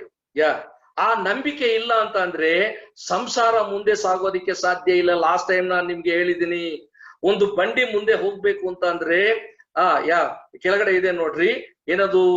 ನಂಬಿಕೆ, ಸಾಧುತ್ವ, ಶಮೆದಮೆ. ನಂಬಿಕೆ ಅನ್ನುವಂಥದ್ದು ಗಂಡನ ಮೇಲೆ ಹೆಂಡತಿಗೂ, ಹೆಂಡತಿ ಮೇಲೆ ಗಂಡನಿಗೂ ನಂಬಿಕೆ ಇಲ್ಲ ಅಂತಂದ್ರೆ ನಾವ್ ಏನು ಮಾಡಕ್ ಆಗೋದಿಲ್ಲ ರೀ. ಪ್ರತಿಯೊಂದು ನಂಬಿಕೆ ಮೇಲೆ ಆಧಾರವಾಗಿದೆ. ಅದಕ್ಕೆ ಯೇಸು ಸ್ವಾಮಿ ಕೂಡ ಪದೇ ಪದೇ ಹೇಳ್ತಾನೆ, ನೀನು ನಂಬಿದರೆ ನೀನು ನಂಬಿದರೆ ನೀನು ನಂಬಿದರೆ. ಗಂಡ ಹೆಂಡತಿ ಕೂಡ ಒಬ್ಬರನ್ನೊಬ್ಬರು ನಂಬಿಕೊಂಡ್ರೆ ಖಂಡಿತವಾಗಿಯೂ ಕೂಡ ನಮ್ಮ ಸಂಸಾರ ಮುಂದೆ ಹೋಗುತ್ತೆ. ಸಾಧುತ್ವ, ಈ ಸಾಧುತ್ವ ಈಸ್ ಈಕ್ವಲ್ ಟು ದೀರ್ಘ ಶಾಂತಿ, ಎರಡು ಒಂದೇನೆ. ಅಂದ್ರೆ ಮೀಕ್ನೆಸ್ ಅಥವಾ ನಮ್ಮಲ್ಲಿರುವಂತ ಒಂದು ತಾಳ್ಮೆ ಇರಬೇಕು. ಎಷ್ಟೇ ಬರ್ತದೆ ಏನೇ ಬರ್ತದೆ ಸಂಸಾರದಲ್ಲಿ ಒಂದು ಹೋರಾಟಗಳು ಬರ್ತವೆ, ಬಂದಾಗ್ಲೂ ಕೂಡ ಅವುಗಳನ್ನ ನಾವೇನ್ ಮಾಡ್ಬೇಕು, ಸ್ವಲ್ಪ ಶಾಂತ ರೀತಿಯಿಂದ ವರ್ತನೆ ಮಾಡುವಂಥದ್ದು ಒಳ್ಳೇದು. ನಾನು ಅನೇಕ ಸಲ ನಮ್ಮ ಹೆಂಡತಿ ವಿಷಯದಲ್ಲಿ ಒಂದೊಂದ್ಸಲ ಈಗಲೂ ಕೂಡ ಒಂದೊಂದ್ಸಲ ಟೆಂಪರ್ ಕಳ್ಕೊಳ್ತೀನಿ. ಇಮಿಡಿಯೇಟ್ ಆಗಿ ಈ ವಚನ ನನಗೆ ಜ್ಞಾಪಕ ಬರುತ್ತೆ. ಜ್ಞಾಪಕ ಬಂದ ಕೂಡ್ಲೆ ಅಯ್ಯಯ್ಯೋ ನನ್ನ ಒಳ್ಳೇದಲ್ಲ ಅಂತ ಅಂದ್ಬಿಟ್ಟು ನಾನು ಸರಿಪಡಿಸ್ಕೊಳ್ಳೋದಿಕ್ಕೆ ನನಗೆ ಈ ವಚನ ನನಗೆ ಎಷ್ಟೋ ಸಹಾಯ ಮಾಡುತ್ತೆ. ಹಾಗಾದ್ರೆ ಸಾಧುತ್ವ, ಕೊನೆದು ಕ್ಷಮೆದಮೆ. ಕ್ಷಮೆದಮೆ ಅನ್ನೋದು ಕನ್ನಡದಲ್ಲಿ ನಮ್ಗೆ ಅರ್ಥ ಆಗಲ್ಲ. ಏನ್ರಿ ಇದು ಕ್ಷಮೆದಮೆ, ಕ್ಷಮೆನಾ ಏನ್ ಕತೆ ಅಂತ ಅಂದ್ಬಿಟ್ಟು ಅನಿಸ್ತದೆ. ಬಟ್ ಇಂಗ್ಲಿಷ್ ನಲ್ಲಿ ತುಂಬಾ ಚೆನ್ನಾಗಿದೆ, ಅದು ಸೆಲ್ಫ್ ಕಂಟ್ರೋಲ್ ಅಂತ ಹೇಳ್ತಾರೆ. ಈವನ್ ತೆಲುಗು ಬೈಬಲ್ ఆశా నిగ్రహము, ఆశను అధిగమించుకోవడము, ಆಶೆಗಳನ್ನ ಕಂಟ್ರೋಲ್ ನಲ್ಲಿ ಇಟ್ಕೊಳ್ಳೋದು, ಸೆಲ್ಫ್ ಕಂಟ್ರೋಲ್. ಸೆಲ್ಫ್ ಅಂದ್ರೆ ನನ್ನ ಅಧೀನದಲ್ಲಿ ನನಗಿರುವಂತ ಆಶಾಪಾಶಗಳು ನನಗೇನಿರುತ್ತೋ ಅದೆಲ್ಲ ನನ್ನ ಕಂಟ್ರೋಲ್ ನಲ್ಲಿ ಇರ್ಬೇಕೇ ಹೊರತು ನಾನು ಅದ್ರ ಕಂಟ್ರೋಲ್ ಹೋಗ್ಬಾರ್ದು. ಉದಾಹರಣೆಗೆ ನಮಗೆ ಇವತ್ತೊಂದು ದಿನ ಏನಾದ್ರೂ ವಿಶೇಷ ದಿನಗಳು ಬಂದಾಗ ಬಟ್ಟೆ ತಗೊಳ್ಬೇಕು ಅನ್ನಿಸ್ತದೆ. ಬಟ್ಟೆ ತಗೊಳ್ಳೋದಿಕ್ಕೆ ನಮ್ಮ ಹತ್ರ ಬಜೆಟ್ ಎಷ್ಟಿರುತ್ತೆ? ನಮ್ಮ ಹತ್ರ ಇರುವಂತ ಬಡ್ಜೆಟ್ ಸೇ ಅಬೌಟ್ 5000 ಅಂತ ತಿಳ್ಕೊಳ್ಳೋಣ. ನಾವು 5000 ರುಪೀಸು ನನಗೂ ಹೆಂಡತಿಗೂ ಮಕ್ಕಳಿಗೂ ಬಟ್ಟೆ ತರಬೇಕು ಅಂತ ನಾವು ಹೋಗಿ ಅಂಗಡಿ ಹತ್ರ ನಿಂತುವಾಗ ಅವನು ಸೀರೆಗಳು ತೋರಿಸುವಾಗ ಹೆಣ್ಮಕ್ಳಿಗೆ ಖಂಡಿತ ಇಷ್ಟ ಆಗುತ್ತೆ ಬಿಡಿ. ಯಾವಾಗ್ಲೂ ಕೂಡ ದೊಡ್ಡ ರೇಂಜೇ ಅವ್ರಿಗೆ ಇಷ್ಟ ಆಗೋದು. ಇವಾಗ ಏನಾಗಿದೆ, ಒಂದು ವೇಳೆ 7000 6000 8000 ಸೀರೆ ತಂದು ಮುಂದೆ ಹಾಕ್ತಾನೆ. ಈಗ ಈಕೆಗೆ ಇಷ್ಟ ಆಗುತ್ತೆ, ಏನು ಮಾಡಕ್ಕಾಗಲ್ಲ. ಇವಾಗ ಅಷ್ಟು ಬಡ್ಜೆಟ್ ಇಲ್ವಲ್ಲ, ಅಲ್ಲಿ ಸೆಲ್ಫ್ ಕಂಟ್ರೋಲ್ ಮಾಡ್ಬೇಕು. ನೋ ಇಲ್ಲ ಬೇಡ್ರಿ, ನಮ್ ಬಡ್ಜೆಟ್ 1500 ರೂಪಾಯಿ, 2000 ಒಳಗಡೆ ಅಷ್ಟೇ ನಂದು. ನಮ್ಗೆ 7-8 ರೂಪಾಯಿ. ಆ ಸೆಲ್ಫ್ ಕಂಟ್ರೋಲ್ ಮಾಡ್ಕೊಳ್ಳೋದೇ ಸುಖ ಸಂಸಾರ ಅಂತ ಹೇಳ್ತಾರೆ. ಆಗ ನಿಮ್ಮ ಗಂಡನಿಗೆ ಸಾಲನೂ ಆಗಲ್ಲ, ನೀನು ಕೂಡ ಸುಖವಾಗಿರ್ತೀಯ, ಟೆನ್ಷನ್ಸ್ ಬರಲ್ಲ, ನೆಮ್ಮದಿನ ನೀವು ಕಾಪಾಡ್ಕೊಳ್ಳೋದಿಕ್ಕೆ ಅನುಕೂಲ ಆಗುತ್ತೆ. ಇದು ಗಂಡನಿಗೂ ವರ್ತಿಸುತ್ತೆ, ಹೆಂಡತಿಗೂ ವರ್ತಿಸುತ್ತೆ. ಅವ್ರೊಬ್ರ ಮೇಲೆ ಮಾತ್ರ ಹೇಳೋದಲ್ಲ. ಈವನ್ ಗಂಡನೂ ಕೂಡ ಇವತ್ತು ಒಬ್ಬನು ನನಗ್ ಗೊತ್ತಿರೋ ಹಂಗೇನೆ TVS 50 ಇತ್ತು ಅವನ ಹತ್ರ. TVS 50 ನಲ್ಲಿ ಅವನೇನ್ ಮಾಡ್ತಾ ಇದ್ದ, ಗಂಡ ಅವನು ಎಸ್ ಸ್ವಾಮಿ ನಂಬಿರುವಂತವನೇ, ಅವನು ಹೆಲ್ಮೆಟ್ ಗಳನ್ನ ತಗೊಂಡು ಹೋಗ್ಬಿಟ್ಟು ದಾರಿನಲ್ಲಿ ಇಟ್ಕೊಂಡು ಮಾರ್ಕೊಳ್ತಾ ಇದ್ದ. ಹೆಂಗೋ ಜೀವನ ನಡೀತಾ ಇತ್ತು. ಯಾರ್ಯಾರೋ ಏನೇನೋ ಹೇಳಿದ್ದಾರೆ ಅಂತ ಅಂದ್ಬಿಟ್ಟು ಅದೇನೋ ಏನದು ಬಜಾಜ್ದು ಒಂದು ಗಾಡಿ ಬಂತು, ಅದೇನ್ ಕಾವಾಸಾಕಿನೋ ಏನೋ ಯಾವ್ದೋ ಒಂದು ಗಾಡಿ, ಬಹಳ ದಿನಗಳ ಹಿಂದೆ ಬಂದಿದ ತಕ್ಷಣ ಇದನ್ನ ಏನ್ ಮಾಡ್ಬಿಟ್ಟ, ಅಂಗಡಿಯವ್ರಿಗೆ ಕೊಟ್ಬಿಟ್ಟು ಅದನ್ನ ತಕೊಂಡ. ಓವರ್ ಬಡ್ಜೆಟ್ ಆಯ್ತು, ಆಮೇಲೆ ಸಾಲ ತೀರ್ಸಕ್ ಆಗ್ಲಿಲ್ಲ, ಕೊನೆಗೆ ಅದನ್ನ ಮಾರಿ ಆ ದುಡ್ಡು ಸರಿಯಾಗಿ ಬರ್ದಂಗೆ ಸಾಲಗಾರನಾದ, ನೆಮ್ಮದಿ ಹಾಳು ಮಾಡ್ಕೊಂಡ. ಗಂಡ ಹೆಂಡತಿಯಲ್ಲಿ ಇಬ್ಬರಲ್ಲೂ ಕೂಡ ನೆಮ್ಮದಿ ಹಾಳಾಗೋದು. ಪ್ರಿಯರೇ, ಇವತ್ತೊಂದ್ ದಿನ ನಾವು ಕವನೆಂಟ್ ಅದನ್ನ ಮರಿಬಾರ್ದು. ನಾವು ಒಡಂಬಡಿಕೆ ಮಾಡ್ಕೊಂಡಿದ್ದೀವಿ, ನಿನ್ನೊಂದಿಗೆ ನಾನು, ನನ್ನೊಂದಿಗೆ ನೀವು ಸಹಕಾರಿಗಳಾಗಿರೋಣ. ಸಹಕಾರಿ ದೇವರು ಕೂಡ ಒಡಂಬಡಿಕೆ ಮಾಡ್ಕೊಂಡಿದ್ದಾನೆ ಅನ್ನೋದನ್ನ ಕೂಡ ನಾವು ನೆನಪು ಮಾಡ್ಕೊಳ್ಬೇಕಾಗುತ್ತೆ. ಓಕೆ, ಎರಡನೇದು ನಾವು ನೋಡುವಂತದ್ದಾಗಿದ್ರೆ ಏನದು ಕಮಿಟ್ಮೆಂಟ್. ನಮ್ಮ ಕಮಿಟ್ಮೆಂಟ್ ಕೂಡ ನಮ್ಮ ಹತ್ರ ಕರೆಕ್ಟ್ ಆಗಿರ್ಬೇಕು. ಏನದು ಕಮಿಟ್ಮೆಂಟ್ ಅಂತ ಅಂದ್ರೆ, ದೇವ್ರು ನಮ್ಮೊಂದಿಗೆ ಕಮಿಟ್ಮೆಂಟ್ ಮಾಡ್ಕೊಳ್ತಾನೆ. ಯೆಶಾಯನ ಗ್ರಂಥ 41ನೇ ಅಧ್ಯಾಯ 10ನೇ ವಚನದಲ್ಲಿ, ನಾನು ನಿನ್ನನ್ನು ಎಂದಿಗೂ ಕೈ ಬಿಡುವುದಿಲ್ಲ, ಎಂದಿಗೂ ತೊರೆಯುವುದಿಲ್ಲ ಅಂತ ಕಮಿಟ್ಮೆಂಟ್ ಮಾಡ್ಕೊಂಡಿದ್ದಾನೆ.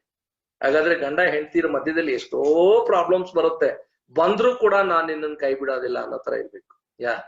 ಡೈವರ್ಸ್ ಗಳಿಗೆ ಹೋಗೋದಲ್ಲ, ಅಥವಾ ತಾಯಿ ಮನೆಗೆ ಹೋಗೋದಲ್ಲ. ಬಹಳ ಜನ ಹೆಣ್ಮಕ್ಳು ಗಂಡನ ಮನೆ ಬಿಟ್ಬಿಟ್ಟು ತಾಯಿ ಮನೆಗೆ ಹೋಗ್ಬಿಡ್ತಾರೆ. ನಾನು ಲಾಸ್ಟ್ ಟೈಮೇ ಹೇಳಿದ್ದೆ ನಿಮ್ಗೆ. ಏನಂತ ಹೇಳಿದ್ದೆ ಅಂತಂದ್ರೆ, ಕೀರ್ತನೆಗಳು 45ನೇ ಅಧ್ಯಾಯ 10-11 ವಚನಗಳಲ್ಲಿ, ಎಲ್ಲ ಈ ರಾಜಕುಮಾರಿಯೇ, ನಿನ್ನ ತವ್ರ ಮನೆಯನ್ನು ಮರ್ತು ಬಿಡಮ್ಮ. ಮತ್ತೆ ತವ್ರ ಮನೆ, ಇಲ್ಲಿ ಗಂಡನ ಮನೆಗೆ ಬಂದ್ಬಿಟ್ಟು ತವ್ರ ಮನೆ ತಾಯಿ ಮನೆ ಅಂತ ಅನ್ಕೊಂಡು ಭಜನೆ ಮಾಡ್ಕೊಂಡು ಕೂತ್ಕೋಬೇಡ. ಅದು ಒಳ್ಳೇದಲ್ಲ. ನಿನ್ನ ಸಂಸಾರ ಮಾಡಕ್ ಆಗಲ್ಲ. ನಿನ್ನ ಸಂಸಾರದಲ್ಲಿ ಆಮೇಲೆ ಪ್ರಾಬ್ಲಮ್ಸ್ ಬರುತ್ತೆ. ಏನಿದ್ರು ಗಂಡನ ಮನೆಯೇ ನಿನಗೆ ಲೇಸು.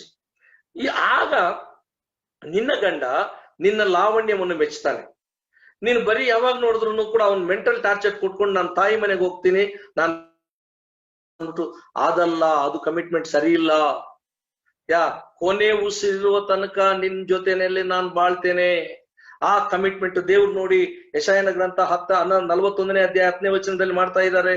ಈವನ್ 46ನೇ ಅಧ್ಯಾಯ ಯೆಶಾಯನ ಗ್ರಂಥ 3-4 ವಚನಗಳಲ್ಲಿ, ಓ ಇಸ್ರಾಯೇಲೇ, ಯಾಕೋಬೇ, ನಾನೇ ನಿನ್ನನ್ನು ಹೆತ್ತಿದ್ದೇನೆ, ನಾನೇ ನಿನ್ನನ್ನು ಪಡೆದಿದ್ದೇನೆ, ನಾನು ನಿನ್ನನ್ನು ಯಾವಾಗ ಹುಟ್ಟಿದಂದಿನಿಂದ ಹಿಡಿದು ನೆರೆ ಕೂದಲು ಬಂದಾಗಲೂ ಕೂಡ ನಾನೇ ನಿನ್ನನ್ನು ಹೊತ್ಕೊಳ್ಳೋದು, ನಾನಲ್ಲದೆ ಇನ್ಯಾರು, ನಾನೇ ನಿನಗೆ ಜನ್ಮ ಕೊಟ್ಟಿದ್ದು ನಾನೇ, ಉಳಿಸೋದು ನಾನೇ, ಬೆಳೆಸೋದು ನಾನೇ, ಗಳಿಸೋದು ನಾನೇ. ನೋಡಿ, ದೇವರು ಕೂಡ ನಮಗೆ ಏನ್ ಹೇಳ್ತಾ ಇದ್ದಾನೆ, ನಾನು ಹುಟ್ಟಿದಂದಿನಿಂದ ನಾನು ವಹಿಸುತ್ತಿದ್ದೇನೆ, ನೆರೆ ಕೂದಲು ಬಂದಾಗ್ಲೂ ಕೂಡ ನಾನ್ ನಿನ್ನೊಂದಿಗೆ ಇರ್ತೇನೆ. ದೇವ್ರು ಮಾಡ್ಕೊಂಡಿರುವಂತ ಒಡಂಬಡಿಕೆ ಏನಾಗಿದೆ, ಕಮಿಟ್ಮೆಂಟ್ ಅಂದ್ರೆ ಈ ಒಂದು ಏನದು ಕಮಿಟ್ಮೆಂಟ್, ಒಬ್ಬರಿಗೊಬ್ಬರು ಮಾಡಿಕೊಳ್ಳುವಂತ ಕಮಿಟ್ಮೆಂಟ್ ತುಂಬಾ ವಿಶೇಷವಾಗಿರುವಂತದ್ದು.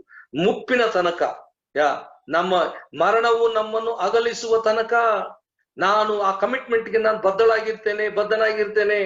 ಎಷ್ಟೇ ಕಷ್ಟ ಬರ್ತದೆ, ಎಷ್ಟೇ ಹೋರಾಟಗಳು ಬರ್ತದೆ, ಫ್ಯಾಮಿಲಿಯಲ್ಲಿ ಎಷ್ಟೋ ಸಂಕಟಗಳು ಬರುತ್ತೆ, ಅತ್ತೆ ಮಾವಂದಿರಿಂದ ಬರ್ಬೋದು, ಅಥವಾ ಆ ತಂದೆ ತಾಯಿಗಳಿಂದ ಬರ್ಬೋದು, ಅಥವಾ ಅಣ್ಣ ತಮ್ಮಂದಿರಿಂದ ಬರ್ಬೋದು, ಅಥವಾ ನಾದಿನಿಯಿಂದ ಸೊಸೆಂದಿರಿಂದ ಬಂದಿರ್ಬೋದು, ಎಷ್ಟೇ ಬರ್ಬೋದು, ಏನೇ ಬರ್ಲಿ ನಿಮ್ಮೊಬ್ಬರ ಪ್ರೀತಿ ಒಂದಾಗಿರ್ಲಿ.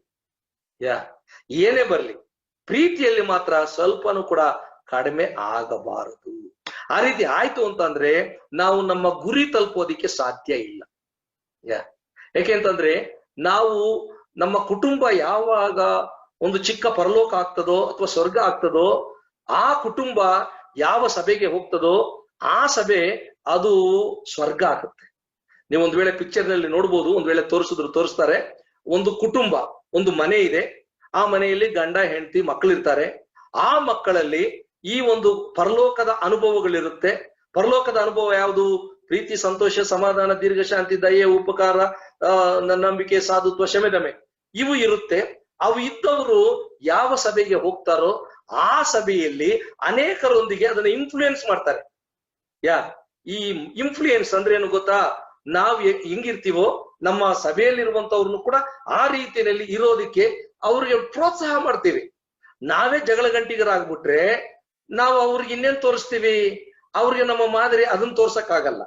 ಹಾಗಾದ್ರೆ ಒಂದು ಮನೆ ಅಂದ ಮೇಲೆ ಮನೆಯು ಸಭೆ, ಮನೆಯಿಂದ ಸಭೆ, ಸಭೆಯಿಂದ ಸಮಾಜ.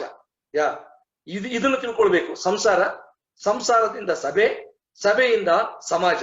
ಈಗ ಸಮಾಜ ಉದ್ಧಾರ ಆಗ್ಬೇಕು, ಸಮಾಜ ಒಳ್ಳೇದಾಗ್ಬೇಕು, ಸಮಾಜ ಉತ್ತಮವಾದಂತ ಅದಾಗಿರ್ಬೇಕು ಅಂತಂದ್ರೆ ಅವನು ಸಭೆಯಿಂದಾನೇ ಕಲಿಬೇಕು. ಆ ಸಭೆ ಹೇಗೆ ಮಾದರಿ ತೋರಿಸುತ್ತೆ ಅಂತಂದ್ರೆ ಕುಟುಂಬದಿಂದ ಬರುತ್ತೆ. ಈ ಕುಟುಂಬದ ಇನ್ಫ್ಲೂಯೆನ್ಸ್ ಇದು ಒಂದು ಸಂಸಾರ. ಈ ಸಂಸಾರದಲ್ಲಿ ನಾನು ಈಗಾಗ್ಲೇ ಹೇಳ್ದಂಗೆ ಚಿಕ್ಕ ಪರಲೋಕದ ಅನುಭವ ಇದ್ದಿದ್ರೆ ಖಂಡಿತವಾಗಿ ಇನ್ನೊಂದು ಸಭೆ ಬರುತ್ತೆ. ಯಾವ ನೀನು ಸಭೆಗೆ ಹೋಗ್ತೀಯೋ ಆ ಸಭೆಯಲ್ಲಿ ನೀನು ಅದನ್ನೇ ಇಮಿಟೇಟ್ ಮಾಡ್ತೀಯ. ಆ ಇಮಿಟೇಟ್ ಮಾಡುವಾಗ ನಿಮ್ಮನ್ನು ಗಮನಿಸ್ತಾರೆ ಜನ.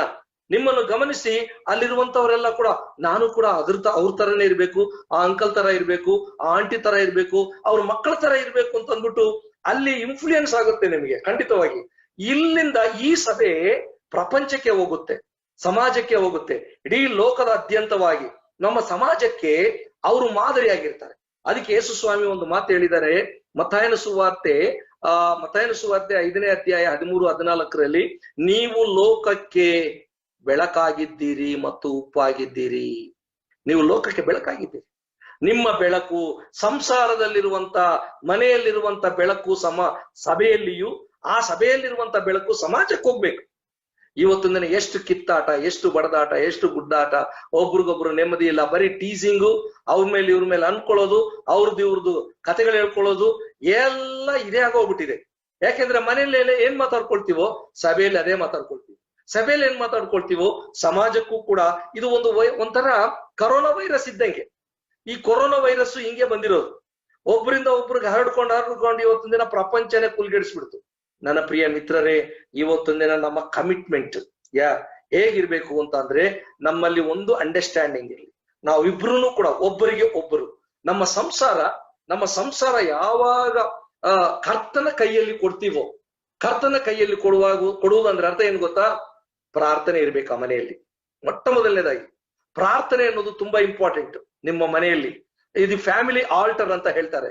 ನೀವು ಒಂದು ವೇಳೆ ಯೋಬನ ಪುಸ್ತಕ 1ನೇ ಅಧ್ಯಾಯ 5ನೇ ವಚನ ನೀವೇನಾದ್ರೂ ಗಮನಿಸಿದ್ರೆ, ಅಲ್ಲಿ ಯೋಬನು ತನ್ನ ಮಕ್ಕಳಿಗೋಸ್ಕರ, ತನ್ನ ಮಕ್ಕಳು ಪಾಪ ಮಾಡಿ ಎಲ್ಲಿ ದೇವರಿಂದ ದೂರ ಆಗ್ತಾರೋ ಅನ್ನುವಂತ ಒಂದು ಭಯದಿಂದ ತನ್ನ ಹೆಂಡತಿ, ಮಕ್ಕಳು ಅಥವಾ ಅಣ್ಣ ತಮ್ಮಂದಿರು ಎಲ್ಲರನ್ನು ಜೊತೆಯಲ್ಲಿ ಕೂತ್ಕೊಂಡು ಆತನು ಪ್ರತಿದಿನವೂ ಯಜ್ಞಗಳನ್ನು ಸಮರ್ಪಣೆ ಮಾಡ್ತಾ ಇದ್ದ. ಇದು ಒಂದು ಯೋಬನ ಒಂದು ಒಳ್ಳೆಯ ಮಾದರಿ ನಮಗೆ.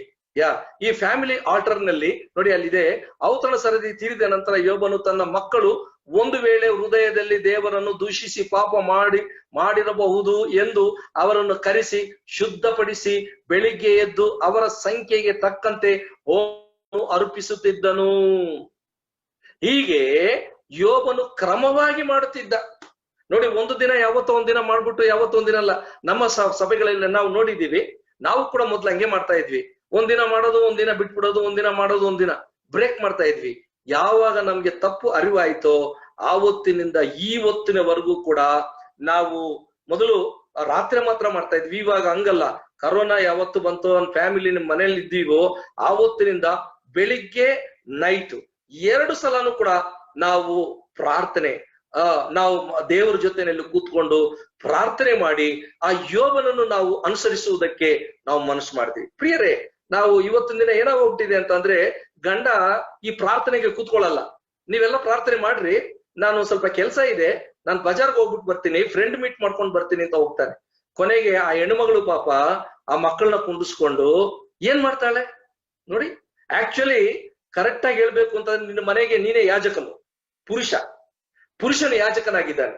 ಅವನ ಕೆಲಸ ಏನು, ಡ್ಯೂಟಿ ಅಂತ ಅಂದ್ರೆ ಹೆಂಡತಿ ಮಕ್ಕಳನ್ನು ಕುಂಡಿಸ್ಕೊಂಡು, ಯಾಕೆಂದ್ರೆ ಹೆಡ್ ಆಫ್ ದಿ ಫ್ಯಾಮಿಲಿ ಯಾವಾಗ್ಲೂ ಕೂಡ ಅಷ್ಟೇ. Head of the family responsible family ಆಲ್ಟರ್ನ ಡೆವಲಪ್ ಮಾಡೋದು. ಅದು ಅಲ್ಲಿ ತಪ್ಪಿ ಹೋಗ್ಬಿಟ್ರೆ ಅವನು ಸಂಸಾರದಲ್ಲಿ ಬಹಳಷ್ಟು ಯಾರು ಬರ್ತಾರೆ ಅಂದ್ರೆ ವಿರೋಧಿಯಾಗಿರುವಂತ ಸೈತಾನು. ಆ ಸೈತಾನು ಬಂದು ಹೆಂಡತಿ ತಲೆಗೂ ತುಂಬ್ತಾನೆ, ಮಕ್ಕಳ ತಲೆಗೂ. ಮಕ್ಕಳು ಕೂಡ ನಮ್ಮ ಅಪ್ಪನೇ ಇಲ್ಲ ಬಿಡು, ನಮ್ಮ ಅಪ್ಪ ಎಲ್ಲೋದ್ನ ಅಂತತೇನೋ. ಈಗ ನಾವೇನ್ ಮಾಡೋದು, ಅಮ್ಮ ಹೋಗ್ಲಿ ಬಿಡಮ್ಮ, ಬೇಗ ಮುಗಿಸಮ್ಮ, ನಮ್ಗೆ ಸೀರಿಯಲ್ ಬರ್ತದೆ, ಅಮ್ಮ ಬೇಗ ಮುಗಿಸಮ್ಮ, ನಾವ್ ಅಲ್ಲಿ ಹೋಗ್ಬೇಕು ಇಲ್ಲಿ ಹೋಗ್ಬೇಕು. ಯಾಕೆ ಅಂತಂದ್ರೆ ತಾಯಿ ಇದು ಪ್ರೀತಿ ಜಾಸ್ತಿ, ಹಾಗಾಗಿ ತಾಯಿ ಪ್ರೀತಿನ ಅಡ್ವಾಂಟೇಜ್ ಮಾಡ್ಕೊಳ್ತಾರೆ. ಅದೇ ತಂದೆ ಇದ್ರೆ ಬಾಯಿ ಮುಚ್ಚು, ಕುತ್ಕೋ ಪ್ರಾರ್ಥನೆಗೆ. ನನ್ನ ಪ್ರಿಯ ಮಿತ್ರರೇ, ನಾನು ಕೆಲವು ಇದನ್ನ ನೋಡಿದ್ದೀನಿ ವಿಡಿಯೋಸ್ನ. ಆ ವಿಡಿಯೋಸ್ ನಲ್ಲಿ ಏನು ಅಂತ ಅಂದ್ರೆ, ನಾಯಿಗಳು ಕೂಡ ಪ್ರಾರ್ಥನೆ ಕೂತ್ಕೊಂಡಿರೋದು ನಾನು ನೋಡಿದ್ದೀನಿ. ನಾಯಿ, ಅವರು ಗಂಡ ಹೆಂಡತಿ ಎಲ್ಲರೂ ಕೂಡ ಭಕ್ತಿಯಿಂದ ಕೂತ್ಕೊಂಡ್ರೆ ನಾಯಿ ಕೂಡ ಅವ್ರ ಜೊತೆನಲ್ಲಿ ಬಂದು ಮೊಣಕಾಲ ಹಾಕಿ ಕೂತ್ಕೊಂಡಿದ್ದು ನಾನು ನೋಡಿದೆ. ಅವ್ರು ಆಮೇಲೆ ಅನ್ನೋ ತನಕ ಅದು ಊಟ ಮಾಡೋದಿಲ್ಲ. ನೋಡಿ, ನಾಯಿಗಳಿಗೂ ಕೂಡ ಆ ಶಿಸ್ತು. ಇದನ್ನ ಯಾರ್ದು ಕರ್ತವ್ಯ ಇದು? ಕೆಲವರು ಏನ್ ಮಾಡ್ತಾರೆ ಅಂತಂದ್ರೆ, ಗಂಡಂದಿರು ಹೆಂಡತಿ ಮಕ್ಕಳನ್ನ ಬಿಟ್ಬಿಟ್ಟು ಕುಡಿಯಕ್ ಹೋಗ್ತಾರೆ. ಆಕ್ಚುಲಿ ಇನ್ನೊಂದು ಹೇಳ್ತೀನಿ ಕೇಳಿ, ಇದೇ ಸಂದರ್ಭದಲ್ಲಿ, ಕುಡುಕರು ದೇವರ ರಾಜ್ಯ ಸೇರೋದಿಲ್ಲ ಅಂತ 2 ವಚನಗಳಲ್ಲಿ ನಾನು ಹೇಳ್ತೇನೆ. ಒಂದು ಗಲಾತ್ಯದವರಿಗೆ ಬರೆದ ಪತ್ರಿಕೆ 5ನೇ ಅಧ್ಯಾಯ 19, 20, 21. ಇನ್ನೊಂದು ಬಂದ್ಬಿಟ್ಟು 1 ಕೊರಿಂಥ 6ನೇ ಅಧ್ಯಾಯ 9, 10 ವಚನ. ಅಲ್ಲಿ 2 ಸಲನು ಪದೇ ಬಂದಿದೆ, ಕುಡುಕರು ದೇವರ ರಾಜ್ಯ ಸೇರಲ್ಲ. ಈ ಕುಡುಕತನದಿಂದ ನಿನ್ನ ಕುಟುಂಬ ನಷ್ಟ ಆಗುತ್ತೆ, ನಿನ್ನ ಹೆಂಡತಿ ಪ್ರೀತಿ ಕಳ್ಕೊಳ್ತೀಯ, ನಿನ್ನ ಮಕ್ಕಳು ನಿನ್ನನ್ನು ದ್ವೇಷ ಮಾಡ್ತಾರೆ, ನಿನ್ನ ತಂದೆ ತಾಯಿಗಳು ನಿನ್ನ ಮೇಲೆ ಶಾಪ ಹಾಕ್ತಾರೆ, ನಿನಗೆ ಸಮಾಜದಲ್ಲೂ ಕೂಡ ಮರ್ಯಾದೆ ಇಲ್ಲ. ನಿಮ್ಗೆ ನಾವು ಈ ಇದು ಜ್ಞಾನೋಕ್ತಿಗಳ ಪುಸ್ತಕದಲ್ಲಿ ಕುಡುಕರ ವಿಷಯದಲ್ಲಿ ಸಿಕ್ಕಾಪಟ್ಟೆ ಇದೆ. ನೀವು ಒಂದ್ ವೇಳೆ ಏನ್ ಬ್ರದರ್ ಎಲ್ಲೆಲ್ಲ ಹೋಗ್ತಾ ಇದ್ದಾರೆ ಅಂತ ಅಂದ್ಬಿಟ್ಟು ನೀವು ತಿಳ್ಕೊಳಕ್ ಹೋಗ್ಬೇಡಿ. ಯಾಕೆಂದ್ರೆ ಹ್ಯಾಪಿ ಫ್ಯಾಮಿಲಿ ಆಗ್ಬೇಕು ಅಂತ ಅಂದ್ರೆ ಕುಡಿಯೋ ಚಟ ಬಿಟ್ಬಿಡ್ಬೇಕು, ತಿರುಗೋ ಚಟ ಬಿಟ್ಬಿಡ್ಬೇಕು. ಮನೆ ಆಯ್ತು, ಕೆಲಸ ಆಯ್ತು, ನಮ್ಮ ಸಭೆ ಆಯ್ತು. ಈ 3ನ್ನ ನೀವು ಅಭ್ಯಾಸ ಮಾಡ್ಕೊಂಡ್ರೆ ಖಂಡಿತವಾಗಿಯೂ ಹ್ಯಾಪಿ ಫ್ಯಾಮಿಲಿ, ಬ್ಲೆಸ್ಡ್ ಫ್ಯಾಮಿಲಿ, ನಿಮ್ಮದು ನಿಜವಾದಂತ ಒಂದು ಒಳ್ಳೆ ಫ್ಯಾಮಿಲಿ ಆಗೋದಿಕ್ಕೆ ತುಂಬಾನೇ ಕೂಡ ಅದು ಇದು ಕೊಡುತ್ತೆ. 3ನೇದಾಗಿ ನೋಡ್ಬಿಟ್ಟು ನಾನು ಮುಗಿಸ್ತೇನೆ. ಕಮ್ಯುನಿಕೇಶನ್. ಮೊದಲನೇದಾಗಿ ಕವನೆಂಟ್, 2ನೇದಾಗಿ ಕಮಿಟ್ಮೆಂಟ್, 3ನೇದಾಗಿ ಕಮ್ಯುನಿಕೇಶನ್. ಗಂಡ ಹೆಂಡತಿಯರಲ್ಲಿ ಕಮ್ಯುನಿಕೇಶನ್ ಚೆನ್ನಾಗಿರ್ಬೇಕು. ಕಮ್ಯುನಿಕೇಶನ್ ಗ್ಯಾಪ್ ಬರಬಾರ್ದು. ಕಮ್ಯುನಿಕೇಶನ್ ಗ್ಯಾಪ್ ಬಂತು ಅಂತ ಅಂದ್ರೆ ಅವರಿಬ್ಬರ ಮಧ್ಯದಲ್ಲಿ ಸೈತಾನ್ ಎಂಟ್ರಿ ಆಗೋದು ಗ್ಯಾರಂಟಿ. ಮಾತಾಡ್ಕೊಳ್ಳೋದು ಪ್ರತಿ ಸಲ ಕೂಡ ಪ್ರತಿಗಳಿಗೆ. ಒಂದು ವೇಳೆ ನೀವು ದೂರ ಹೋದ್ರೂ ಕೂಡ, ಎಲ್ಲೇ ಇದ್ರು, ಯಾವ್ದೋ ಊರಿನಲ್ಲಿ ಇದ್ರು ಫೋನ್ ತಕೊಂಡು, ನಿಮ್ಗೆ ಇವತ್ತಿನ ದಿನ ಫೋನ್ ಕೊಟ್ಟಿದ್ದಾನೆ. ನಾನು 20 ವರ್ಷಗಳ ಹಿಂದೆ ಸೇವೆಗೆ ಬಂದೆ. ಆಗ KSM ನಲ್ಲಿ ನಾನು ಸುಮಾರು 10 ದಿನ ನಾವು ಪ್ರಯಾಣ ಬೆಳೆಸ್ತಾ ಇದ್ವಿ ಸುವಾರ್ತೆಗೋಸ್ಕರವಾಗಿ. ಆಗ ನನ್ನ ಪತ್ನಿ ಹತ್ರ ಮಾತಾಡೋದಿಕ್ಕೆ ಅವಾಗ ಮೊಬೈಲ್ ಫೋನ್ಗಳು ಇರ್ಲಿಲ್ಲ. ಆ ಕಾಯಿನ್ಗಳು ಹಾಕ್ಬಿಟ್ಟು ಮಾತಾಡ್ಬೇಕಾಯ್ತು. ಒಂದು 10-12 ಕಾಯಿನ್ಗಳು ತಗೊಂಡೋಗೋದು, ಹಾಕಿ ಅದು ಕಟ್ ಹಾಕ್ತಿದ್ದಂಗೆ ಅಲ್ಲಿ ತೋರಿಸ್ತಾ ಇರ್ತದೆ ಮೈನಸ್, ಇಮಿಡಿಯೇಟ್ ಕಾಯನ್ ಹಾಕೋದು, ಮಾತಾಡಿ ನಾನ್ ಹೀಗಿದ್ದೀನಿ, ನೀನ್ ಹೀಗಿದೀಯಾ, ನೀನ್ ಹೇಗಿದೀಯಾ, ನಾನ್ ಹೀಗಿದ್ದೀನಿ. ನಮ್ ಪ್ರಾರ್ಥನೆ ವಿಷಯಗಳನ್ನ ಹೆಂಡತಿಗೆ ಹೇಳೋದು, ಹೆಂಡತಿ ಕುಟುಂಬದ ವಿಷಯದಲ್ಲಿ, ಮಕ್ಕಳ ವಿಷಯದಲ್ಲಿ ಹೇಳೋದು. ನೋಡಿದ್ರೆ ಎಷ್ಟು ಚೆನ್ನಾಗಿರುತ್ತೆ. ಇದು ಕಮ್ಯುನಿಕೇಶನ್ ಇರ್ಬೇಕ್ರಿ. ಕಮ್ಯುನಿಕೇಶನ್ ಕರೆಕ್ಟ್ ಆಗಿತ್ತು ಅಂತಂದ್ರೆ ಎಲ್ಲ ಸರಿ ಆಗುತ್ತೆ. ಕಮ್ಯುನಿಕೇಶನ್ ಇಲ್ಲದೆ ಇರೋದ್ರಿಂದ ಎಷ್ಟೋ ಜನ ಫ್ಯಾಮಿಲಿ ಹಾಳಾಗಿದೆ, ಆಫೀಸ್ಗಳ ಹಾಳಾಗೋಗ್ಬಿಟ್ಟಿದೆ, ಸಮಾಜನೂ ಹಾಳಾಗೋಗ್ಬಿಟ್ಟಿದೆ, ಮಿಸ್ಅಂಡರ್ಸ್ಟ್ಯಾಂಡಿಂಗ್ ಬಂದ್ಬಿಟ್ಟಿದೆ. ಈವನ್ ದೇವರ ಸೇವಕರು ಮತ್ತು ಹಿರಿಯರು ಮತ್ತು ವಿಶ್ವಾಸಿಗಳ ಮಧ್ಯದಲ್ಲಿ ಎಷ್ಟೋ ಕಮ್ಯುನಿಕೇಶನ್ ಗ್ಯಾಪ್ ಆಗಿ ಪ್ರಾಬ್ಲಮ್ ಆಗ್ಬಿಟ್ಟಿದೆ. ಕಮ್ಯುನಿಕೇಶನ್ ಕರೆಕ್ಟ್ ಆಗಿರ್ಬೇಕು. ಅದಕ್ಕೆ ದೇವ್ರು ಏನ್ ಹೇಳ್ತಾರೆ ಅಂತ ಅಂದ್ರೆ, ಯೇಸು ಕ್ರಿಸ್ತನು ನಮಗೆ ಯೋಹಾನ ಸುವಾರ್ತೆ 15ನೇ ಅಧ್ಯಾಯ 4, 5, 6, 7, 8, ಸೊ ಟೋಟಲಿ ಮೊದಲನೇ ವಚನದಿಂದನೇ 10 ವಚನ ಇರುತ್ತೆ. ಯೋಹಾನ ಸುವಾರ್ತೆ 15ನೇ ಅಧ್ಯಾಯ 1ರಿಂದ 10 ವಚನಗಳಲ್ಲಿ 10 ಸರ್ತಿ ಬರೆಯಲ್ಪಟ್ಟಿದೆ. ಏನು ಅಂತಂದ್ರೆ, ನೀವು ನನ್ನಲ್ಲಿಯೂ ನಾನು ನಿಮ್ಮಲ್ಲಿಯೂ, ಅಂದ್ರೆ ನನ್ನ ವಾಕ್ಯಗಳು ನಿಮ್ಮಲ್ಲಿಯೂ, ನೀವು ನನ್ನಲ್ಲಿ, ನನ್ನ ವಾಕ್ಯಗಳು ನಿಮ್ಮಲ್ಲಿ ನೆಲೆಗೊಂಡಿದ್ದರೆ if you abide in me in me ಅಂತ ಇದ್ರೆ ಬಹಳ ಫಲ ಕೊಡ್ತೀರಿ, ಫಲಾನು ಕೊಡ್ತೀರಿ, ಶಿಷ್ಯರಾಗ್ತೀರಿ, ಕೇಳ್ಕೊಂಡಿದ್ದನ್ನು ಕೊಡ್ತಾನೆ ದೇವರು. 5ನೇ ವಚನದಲ್ಲಿ ಅವ್ರು ಹೇಳ್ತಾರೆ, ನೀವ್ ಏನ್ ಕೇಳಿದ್ರು ನಾನು ಕೊಡ್ತೇನೆ. 7ನೇ ವಚನದಲ್ಲೂ ಕೂಡ ಹೇಳ್ತಾರೆ. 8ನೇ ವಚನದಲ್ಲಿ ನೀವು ನನ್ನ ಶಿಷ್ಯರಾಗ್ತೀರಿ, ಅಂದ್ರೆ ನನ್ನ ಆಪ್ತರಾಗ್ತೀರಿ. ನೀವು ನನ್ನಲ್ಲಿ ನೆಲೆಗೊಂಡಿರ್ರಿ, ನಾನು ನಿಮ್ಮಲ್ಲಿ ನೆಲೆಗೊಂಡಿರುವೆನು. ಕೊಂಬೆಯು ಬಳ್ಳಿಯಲ್ಲಿ ನೆಲೆಗೊಂಡಿರದಿದ್ದರೆ ಹೇಗೆ ತನ್ನಷ್ಟಕ್ಕೆ ತಾನೇ ಫಲ ಕೊಡಲಾರದು, ಹಾಗೆ ನೀವು ನನ್ನಲ್ಲಿ ನೆಲೆಗೊಂಡಿರದಿದ್ದರೆ ಇದು ಹೀಗೆ ಬಿಟ್ಬಿಡಿ ಸಾಕು. ಹಾಗಾದ್ರೆ ನೆಲೆಗೊಂಡಿರುವಂತದ್ದು ಬಹಳ ಇಂಪಾರ್ಟೆಂಟ್. ಇನ್ನೊಂದು ವಚನ ತೋರಿಸ್ತೇನೆ, ಜೆರೆಮಯ ಚಾಪ್ಟರ್ 33:3. ಅಲ್ಲಿ ಕೂಡ ದೇವ್ರು ಏನ್ ಹೇಳ್ತಾರೆ ಅಂತಂದ್ರೆ, ನೋಡಿ, ನೀನು ನನ್ನನ್ನು ಕರೆದ್ರೆ, ನೀನ್ ನನ್ನನ್ನು ಕರೆದ್ರೆ, ನನ್ನನ್ನು ಕೇಳ್ಕೊಂಡ್ರೆ, ನಾನು ನಿನಗೆ ತಿಳಿಯದ ಮಹತ್ತರವಾದ ಗೂಢಾರ್ಥಗಳನ್ನು ತಿಳಿಸ್ತೇನೆ. ಇದು ಕಮ್ಯುನಿಕೇಶನ್. ಗಂಡ ಹೆಂಡತಿರು ಕೂತ್ಕೊಂಡು ಸಮಾಧಾನವಾಗಿ ಸಂತೋಷವಾಗಿ, ಒಂದ್ ವೇಳೆ ರಾತ್ರಿ ಇರ್ಬೋದು, ಹಗಲಿರ್ಬೋದು, ಮಧ್ಯಾಹ್ನ ಇರ್ಬೋದು, ಅವ್ರಿಗೆ ಟೈಮ್ ಅನ್ನುವಂಥದ್ದಿಲ್ವೇ ಇಲ್ಲ. ಬಟ್ ಒಪ್ಪಂದ ಮಾಡ್ಕೊಂಡು ಮಾತಾಡ್ಕೊಳ್ಬೇಕು. ಒಂದ್ ವೇಳೆ ತುಂಬಾ ಟಯರ್ಡ್ ಆಗಿರುತ್ತಾ, I am so sorry, please Rani ನನ್ನನ್ನು ಬಿಟ್ಬಿಡು, ನನ್ನ ಹೆಂಡತಿ ಹೆಸರು ರಾಣಿ, ನನ್ನನ್ನು ಬಿಟ್ಬಿಡು, ಇವತ್ತಿಗೆ ನನಗೆ ಕಷ್ಟ ಇದೆ. ಓಕೆ, ಆಕೆನು ಕೂಡ ಆಯ್ತು, ನೀವು ಮಲ್ಕೊಳ್ಳಿ. ಒಂದ್ ವೇಳೆ ಆಕೆಗೆ ಇಷ್ಟ ಇರ್ಬೋದು, ನನ್ನನ್ನು ಕೇಳ್ಕೊ, ನಾನು ನಿನಗೆ ಸದುತ್ತರವನ್ನು ದಯಪಾಲಿಸಿ ನಿನಗೆ ತಿಳಿಯದ ಮಹತ್ತರ ಗೂಢಾರ್ಥಗಳನ್ನು ಗೋಚರಪಡಿಸ್ತೇನೆ. ಫ್ಯಾಮಿಲಿನಲ್ಲಿ ಅನೇಕ ವಿಧವಾಗಿರುವಂತಹ ನಿಗೂಢವಾಗಿರ್ತಕ್ಕಂಥ ಆಲೋಚನೆಗಳಿರುತ್ತೆ. ಅವುಗಳನ್ನು ಕೂತು ಆಲೋಚನೆ ಮಾಡ್ಬೇಕು. ಅದು ಏನೇನಿರುತ್ತೆ ಅಂತ ಅಂದ್ಬಿಟ್ಟು ಮುಂದಿನ ತರಗತಿಗಳಲ್ಲಿ ನಾನು ನಿಮ್ಗೆ ಹೇಳೋದಿಕ್ಕೆ ಬಯಸ್ತೇನೆ. ಬಟ್ ಬಹಳ ಈ ವಿಷಯಗಳಲ್ಲಿ ನಾವು ಫೇಲ್ಯೂರ್ ಆಗ್ಬಿಟ್ರೆ ಖಂಡಿತವಾಗಿ ನಮ್ಮ ಸಂಸಾರದಲ್ಲಿ ಒಡಕು ಬರುವುದು ಗ್ಯಾರಂಟಿ. ಇವತ್ತು ಗಂಡ ಹೆಂಡತಿ ತಿಳ್ಕೊಳ್ಬೇಕಾಗಿರುವಂತ 3 ಸಿಗಳು ತುಂಬಾ ಇಂಪಾರ್ಟೆಂಟ್. ಒಂದು, ನಿನ್ನ ಮದುವೆ ಆಗುವಾಗ ಪತಿ ನೀವು ಮಾಡಿಕೊಂಡಿರುವಂತ ಒಡಂಬಡಿಕೆಯನ್ನು ಜ್ಞಾಪಕ ಮಾಡಿಕೊಳ್ಳಿರಿ. ನಂಬರ್ 1, ಅದು ನಮ್ಗೆ ದೇವ್ರು ಹೇಳ್ತಾ ಇರುವಂತ ಒಂದು ಮೊದಲನೇದು. ದೇವ್ರು ಕೂಡ ನೆನಪು ಮಾಡ್ಕೊಳ್ತಾ ಇದ್ದಾನೆ. ದೇವ್ರು ನಾನು ನಿಮ್ಮನ್ನು ನೆನಪು ಮಾಡ್ಕೊಳ್ತೇನೆ ಅಂತ ಹೇಳಿದ್ದಾನೆ. 2ನೇದು ಕಮಿಟ್ಮೆಂಟ್, ಅಂದ್ರೆ ನಮ್ಮ ಒಪ್ಪಂದ ಅಥವಾ ಅದು ಬಾಂಡ್ ಆಗಿರ್ಬೇಕು. ಅದರಲ್ಲಿ ಯಾವ ಕಾರಣಕ್ಕೂ ಮತ್ತೆ ಬ್ರೇಕ್ ಆಗ್ಬಾರ್ದು. ಬ್ರೇಕ್ ಆಗುವಂತ ಮಾಡ್ಕೊಳಕ್ ಹೋಗ್ಬಾರ್ದು. ನಾವು ಮಾಡೋ ತೀರ್ಮಾನ ಕರೆಕ್ಟ್ ಆಗಿರ್ಬೇಕು. ಸೋಲೋ ಗೆಲುವೋ ಅದ್ರಲ್ಲೇ ಇದ್ಬಿಡ್ಬೇಕು. ಪಾಲಿಗೆ ಬಂದಿದ್ದು ಪಂಚಾಮೃತ, ನಮ್ ಟೈಮ್ ಬಂದಂಗೆಲ್ಲ ನಾವು ಉಪಯೋಗಿಸ್ಕೊಳ್ತೀವಿ ಅಂತ ಹೇಳ್ಬಾರ್ದು. ನಮ್ಮ ಪಾಲಿಗೆ ಏನ್ ಬರುತ್ತೋ ಅದನ್ನ ಅನುಭವಿಸೋದಕ್ಕೆ ಸಿದ್ಧವಾಗಿರ್ಬೇಕು. ಎಲ್ಲದಕ್ಕೂ ದೇವರ ಕಾರಣ, ದೇವ್ರು ನೋಡ್ಕೊಳ್ತಾರೆ ಅಂತ ಹೇಳ್ಬಿಡ್ಬೇಕು. ದೇವರ ಮೇಲೆ ಅಬ್ರಹಾಮನು ನೋಡ್ರಿ, ಆತನ ಕರೆದ ಮೇಲೆ ಕರೆದಾತನ ಕರೆಗೆ ಆತನ ವಿಧೇಯನಾಗಿ ಬಂದಾಗ ಅವನು ಬರೀ ಅನುಕೂಲಗಳನ್ನು ಮಾತ್ರ ನೋಡ್ಕೊಳ್ಳಿಲ್ಲ, ಎಷ್ಟೋ ಕಷ್ಟಪಟ್ಟ, ಎಷ್ಟೋ ತೊಂದರೆ ಅನುಭವಿಸಿದ. ಇಬ್ರಿಯ ಪತ್ರಿಕೆ 11ನೇ ಅಧ್ಯಾಯ 10ನೇ ವಚನದಲ್ಲಿ ದೇವರು ಸಂಕಲ್ಪಿಸಿ ನಿರ್ಮಾಣ ಮಾಡ್ತಾ ಇರುವಂತ ಪಟ್ಟಣದ ಮೇಲೆ ತನ್ನ ಮನಸ್ಸನ್ನು ಇಟ್ಟುಕೊಂಡು ಭೂಲೋಕದಲ್ಲಿ ಆತನ ಎಷ್ಟೋ ಕಷ್ಟ ಅನುಭವಿಸಿದ, ಡೇರೆಗಳಲ್ಲಿ ವಾಸ ಮಾಡಿದ, ಕೊನೆಗೆ ಸಂಸಾರದ ಜವಾಬ್ದಾರಿ ನಿರ್ವಹಿಸಿದ, ತನ್ನ ಹೆಂಡತಿಯನ್ನು ಬಹಳ ಕೊನೆಯ ತನಕ ಪ್ರೀತಿಯಿಂದ ನೋಡ್ಕೊಂಡ, ತನ್ನ ಮಕ್ಕಳ ವಿಷಯದಲ್ಲಿ ಬಹಳ ಜಾಗರೂಕನಾಗಿ ಆತನ ಕಾರ್ಯ ನಿರ್ವಹಿಸಿದ. ಪ್ರಿಯ ಮಿತ್ರರೇ, ಅಬ್ರಹಾಮನ ಮಕ್ಕಳು ನಾವಲ್ಲವೇ? ನಾವು ಕೂಡ ನಮ್ಮ ಕಮಿಟ್ಮೆಂಟ್ ಕರೆಕ್ಟ್ ಆಗಿರ್ಬೇಕು. ದೇವರೊಂದಿಗೆ ನಾವು ಮಾಡಿಕೊಂಡಿರುವಂತ ಆ ಒಪ್ಪಂದಕ್ಕೆ ಬದ್ಧರಾಗಿರ್ಬೇಕು. ಹೆಂಡತಿಯೊಂದಿಗೆ ಮಾಡಿಕೊಂಡಿರುವಂತದ್ದಕ್ಕೂ ಕೂಡ. ನೆಕ್ಸ್ಟ್ ಮೂರನೇದು ಕಮ್ಯುನಿಕೇಶನ್ ಗ್ಯಾಪ್ ಬರಬಾರ್ದು. ಕಮ್ಯುನಿಕೇಶನ್ ಗ್ಯಾಪ್ ಬಂತು ಅಂತ ಅಂದ್ರೆ ಅಲ್ಲಿ ದೊಡ್ಡ ಅಪಾಯ ಕಾದಿರುತ್ತೆ. ಯಾವಾಗ್ಲೂ ಕೂಡ ಒಬ್ರಿಗೊಬ್ರು ಇದರಲ್ಲಿ ಬೇಕಾದಷ್ಟು ಮಾತಾಡ್ಬೋದು, ಕೆಲವು ರಹಸ್ಯವಾದವುಗಳನ್ನು ಮಾತಾಡ್ಬೇಕಾಗುತ್ತೆ. ಆದ್ರೆ ಇಂಥ ಟೈಮ್ ಅಲ್ಲ ಇದು ಯಾಕೆ ಅಂತಂದ್ರೆ ಸುಮಾರು 200-250 ಜನ ನೀವು ಒಂದ್ ವೇಳೆ ಮಕ್ಕಳು ಮರಿ ಎಲ್ಲ ಕೂತ್ಕೊಂಡಿರ್ತೀರಿ. ಇವಾಗ ಎಲ್ಲ ಹೇಳಕ್ ಆಗಲ್ಲ, ಬಹಳಷ್ಟು ಪರ್ಸನಲ್ಸ್ ಮಾತಾಡ್ಕೊಳ್ಳೋದಿರುತ್ತೆ. ಆ ಪರ್ಸನಲ್ಸ್ ಮಾತಾಡ್ಕೊಳ್ಳುವಾಗ ನಿನ್ನ ಹೆಂಡತಿ ಕಿವಿಗೆ ಬಿದ್ದಾಗ ಅಥವಾ ನಿನ್ನ ಗಂಡನ ಕಿವಿಗೆ ಬಿದ್ದಾಗ ಎಷ್ಟು ಆಹ್ಲಾದವಾಗುತ್ತೆ, ಎಷ್ಟು ಸಂತೋಷವಾಗುತ್ತೆ. ನಿನ್ನ ಆರ್ಗನ್ಸ್ ಗಳೆಲ್ಲ ಕೂಡ ಪುಲಿಕಿತವಾಗುತ್ತೆ, ಆಕ್ಟಿವ್ ಆಗುತ್ತೆ. ಈ ಮಾತುಗಳನ್ನ ಇಟ್ಕೊಳ್ಬೇಕು. ಇದು ತುಂಬಾ ಜಾಗ್ರತೆಯಿಂದ. ಯಾಕೆ ಅಂತ ಅಂದ್ರೆ ಈ ಗಂಡ ಹೆಂಡತಿರ ಸಂಬಂಧ ಅನ್ನುವಂಥದ್ದು ಬಹಳ ಇಂಪಾರ್ಟೆಂಟ್. ಏನು ಅಂತ ಅಂದ್ರೆ ಬರೀ ಕೆಲಸ ಮಾಡೋದೇ ಅಲ್ಲ, ಈ ಹೊರಗಿನ ಕೆಲಸಕ್ಕೆ ಅಲ್ಲ, ತಮ್ಮಿಬ್ಬರ ಸಂಪರ್ಕದಲ್ಲಿ ತುಂಬಾ ಚೆನ್ನಾಗಿರ್ಬೇಕು. ತಮ್ಮ ಸಂಪರ್ಕದಲ್ಲಿ ಏನಾದ್ರೂ ಕಡಿತವಾಯಿತು ಅಂತ ಅಂದ್ರೆ ವೆರಿ ಡೇಂಜರ್.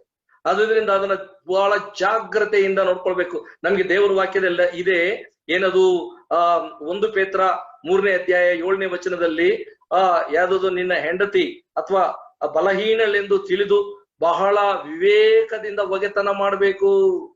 ವಿವೇಕ ಅದು ನೆಕ್ಸ್ಟ್ ಬರುತ್ತೆ. ಗಂಡನ ರೆಸ್ಪಾನ್ಸಿಬಲ್, ಹೆಂಡತಿ ರೆಸ್ಪಾನ್ಸಿಬಲ್, ಕುಟುಂಬದ ರೆಸ್ಪಾನ್ಸಿಬಲ್, ಅದೆಲ್ಲ ಕೂಡ ನೆಕ್ಸ್ಟ್ ಸ್ಟೆಪ್ ಬೈ ಸ್ಟೆಪ್ ನಿಮ್ಮ ಮುಂದೆ ನಾನು ಪ್ರೆಸೆಂಟ್ ಮಾಡೋದಿಕ್ಕೆ ಇಷ್ಟಪಡ್ತೇನೆ. ಹಾಗಾದ್ರೆ ವಿವೇಕ, ಜ್ಞಾನ ಉಪಯೋಗಿಸ್ಕೋ. ನೀನು ಅಜ್ಞಾನಿ ಅಂತ ಇರಬೇಡ. ಈವನ್ ನಮಗೆ ತಿಮೋತಿ ಪತ್ರಿಕೆಯಲ್ಲೂ ಕೂಡ ಬರೆಯಲ್ಪಟ್ಟಿದೆ, ನೀನು ಪುರುಷನೇ, ನೀನು ನಿನ್ನ ಹೆಂಡತಿಗೆ ಗಂಡನಾಗಿ ಸರಿಯಾದ ರೀತಿಯಲ್ಲಿ ಆಳ್ವಿಕೆ ಮಾಡೋದನ್ನ ಕಲಿಬೇಕು. ಜಸ್ಟ್ ನಿಮ್ಗೆ ಸಂದರ್ಭ ಬಂದಿರೋದು ಕೇಳ್ತೇನೆ, ನೆಕ್ಸ್ಟ್ ಟೈಮ್ ಅದನ್ನ ಮುಂದುವರಿಸ್ತೇನೆ. ನನ್ನ ಪ್ರಿಯ ಮಿತ್ರರೇ, ಇಲ್ಲಿಗೆ ಮುಕ್ತಾಯ ಮಾಡ್ತಾ ಇದ್ದೇನೆ. ಈ ಮೂರನ್ನ ನಾವು ನೆನಪಿಟ್ಕೊಳ್ಳೋಣ. ನಮ್ಮ ಸಂಸಾರದಲ್ಲಿ ಸೈತಾನು ಬರಬಾರ್ದು ಅಂತ ಅಂದ್ರೆ ಯಾರನ್ನು ನುಂಗಲಿ ಅಂತ ಅಂದ್ಬಿಟ್ಟು ಬರಬಾರ್ದು ಅಂತಂದ್ರೆ ನಂಬರ್ 1 ಹೆಂಡತಿಯೊಂದಿಗೆ ಮಾಡಿಕೊಂಡಂತ ಒಡಂಬಡಿಕೆ. ದೇವರು ಆ ಒಡಂಬಡಿಕೆ ನೆನ್ಪು ಮಾಡ್ಕೊಂಡಿದ್ದಾನೆ. ನೋಹನ ಕಾಲದಲ್ಲಿ ಮಾಡ್ಕೊಂಡಿದ್ದನ್ನ ಆತನು ಬ್ರೇಕ್ ಮಾಡ್ಲಿಲ್ಲ. ಈಗ ಒಂದು ಮುಗಿಲು ಬಿಲ್ ಇಟ್ಟಿದ್ದೀನಿ, ನಾನು ಅದನ್ನ ನೋಡುವಾಗ ನಿನ್ನನ್ನು ನಾನು ತುಂಬಾ ಪ್ರೀತಿ ಮಾಡ್ತೇನೆ ಅಂತ ಅಂದ್ಬಿಟ್ಟು ಅದನ್ನ ನೋಡ್ಬೇಕು. ಆ ಸಂಕೇತ ನಮಗಿರ್ಬೇಕು. ನಂಬರ್ 2, ನಮ್ಮೊಂದಿಗೆ ನಾವು ಕಮಿಟ್ಮೆಂಟ್, ನಮ್ಮ ಕಮಿಟ್ಮೆಂಟ್ ನಲ್ಲಿ ಬ್ರೇಕ್ ಮಾಡ್ಕೊಳ್ಬಾರ್ದು. 3ನೇದು ನಮ್ಮ ಕಮ್ಯುನಿಕೇಶನ್. ಈ ಮೂರನ್ನು ಕೂಡ ನಾವು ಮುಂದುವರಿಸ್ಕೊಂಡು ಹೋದ್ರೆ ನಮ್ಮ ಸಂಸಾರ, ಮೊದಲು ಸಂಸಾರ, ಸಭೆ, ಸಮಾಜ, ಈ ಮೂರು ಕೂಡ ನಿಜಕ್ಕೂ ಕೂಡ ಅರ್ಥಗರ್ಭಿತವಾಗಿರುತ್ತೆ. ದೇವರು ಒಪ್ಪುವುದಾಗುತ್ತೆ. ಒಂದು ಚಿಕ್ಕ ಪರಲೋಕ ಆಗುತ್ತೆ. ಆ ಪರಲೋಕನ ಭೂಲೋಕಕ್ಕೆ ತರಬಹುದು. ಅದು ನಮಗೆ ದೇವರು ಕೊಟ್ಟಿದ್ದಾರೆ. ಅದನ್ನ ನಾವು ಉಳಿಸ್ಕೊಳ್ಬೇಕು. ಇನ್ನು ಮುಂದೆ ಪ್ರಯತ್ನ ಮಾಡಬೇಕು. ಮತ್ತು ಆ ಯೋಬನ ಹಾಗೆ ಒಂದು ರೆಸ್ಪಾನ್ಸಿಬಲ್ ಆಗಿ ತಂದೆಯ ಸ್ಥಾನದಲ್ಲಿರುವಂತ ನಾವು ಫ್ಯಾಮಿಲಿ ಆಲ್ಟರ್ ಮನೆಯಲ್ಲೇ ಮಾಡ್ಬೇಕು. ಮನೆಯಲ್ಲೇ ವಾಕ್ಯಗಳನ್ನು ಹೇಳ್ಕೊಡೋದು, ವಾಕ್ಯಗಳನ್ನು ಧ್ಯಾನ ಮಾಡೋದು, ಬಾಯಿಪಾಠ ಮಾಡಿಸೋದು, ಸಂಗೀತಗಳನ್ನ ಅಥವಾ ಹಾಡುಗಳನ್ನು ಹೇಳ್ಕೊಳ್ಳೋದು, ಮ್ಯೂಸಿಕ್ ಇತ್ಯಾದಿಗಳನ್ನ ಕೆಲವರೆಲ್ಲ ಮಾಡ್ತೀರಿ. ಆದ್ರೆ ಕೆಲವರಿಗೆ ಮಾತ್ರ ನಾವು ಹೇಳ್ತಾ ಇರೋದು. ಬಟ್ ಏನೇ ಆಗ್ಲಿ ನಾವ್ ಇದನ್ನ ಕಲ್ತ್ಕೊಳ್ಳೋಣ. ದೇವರ ವಾಕ್ಯಗಳನ್ನ ಆಶೀರ್ವದಿಸ್ಲಿ.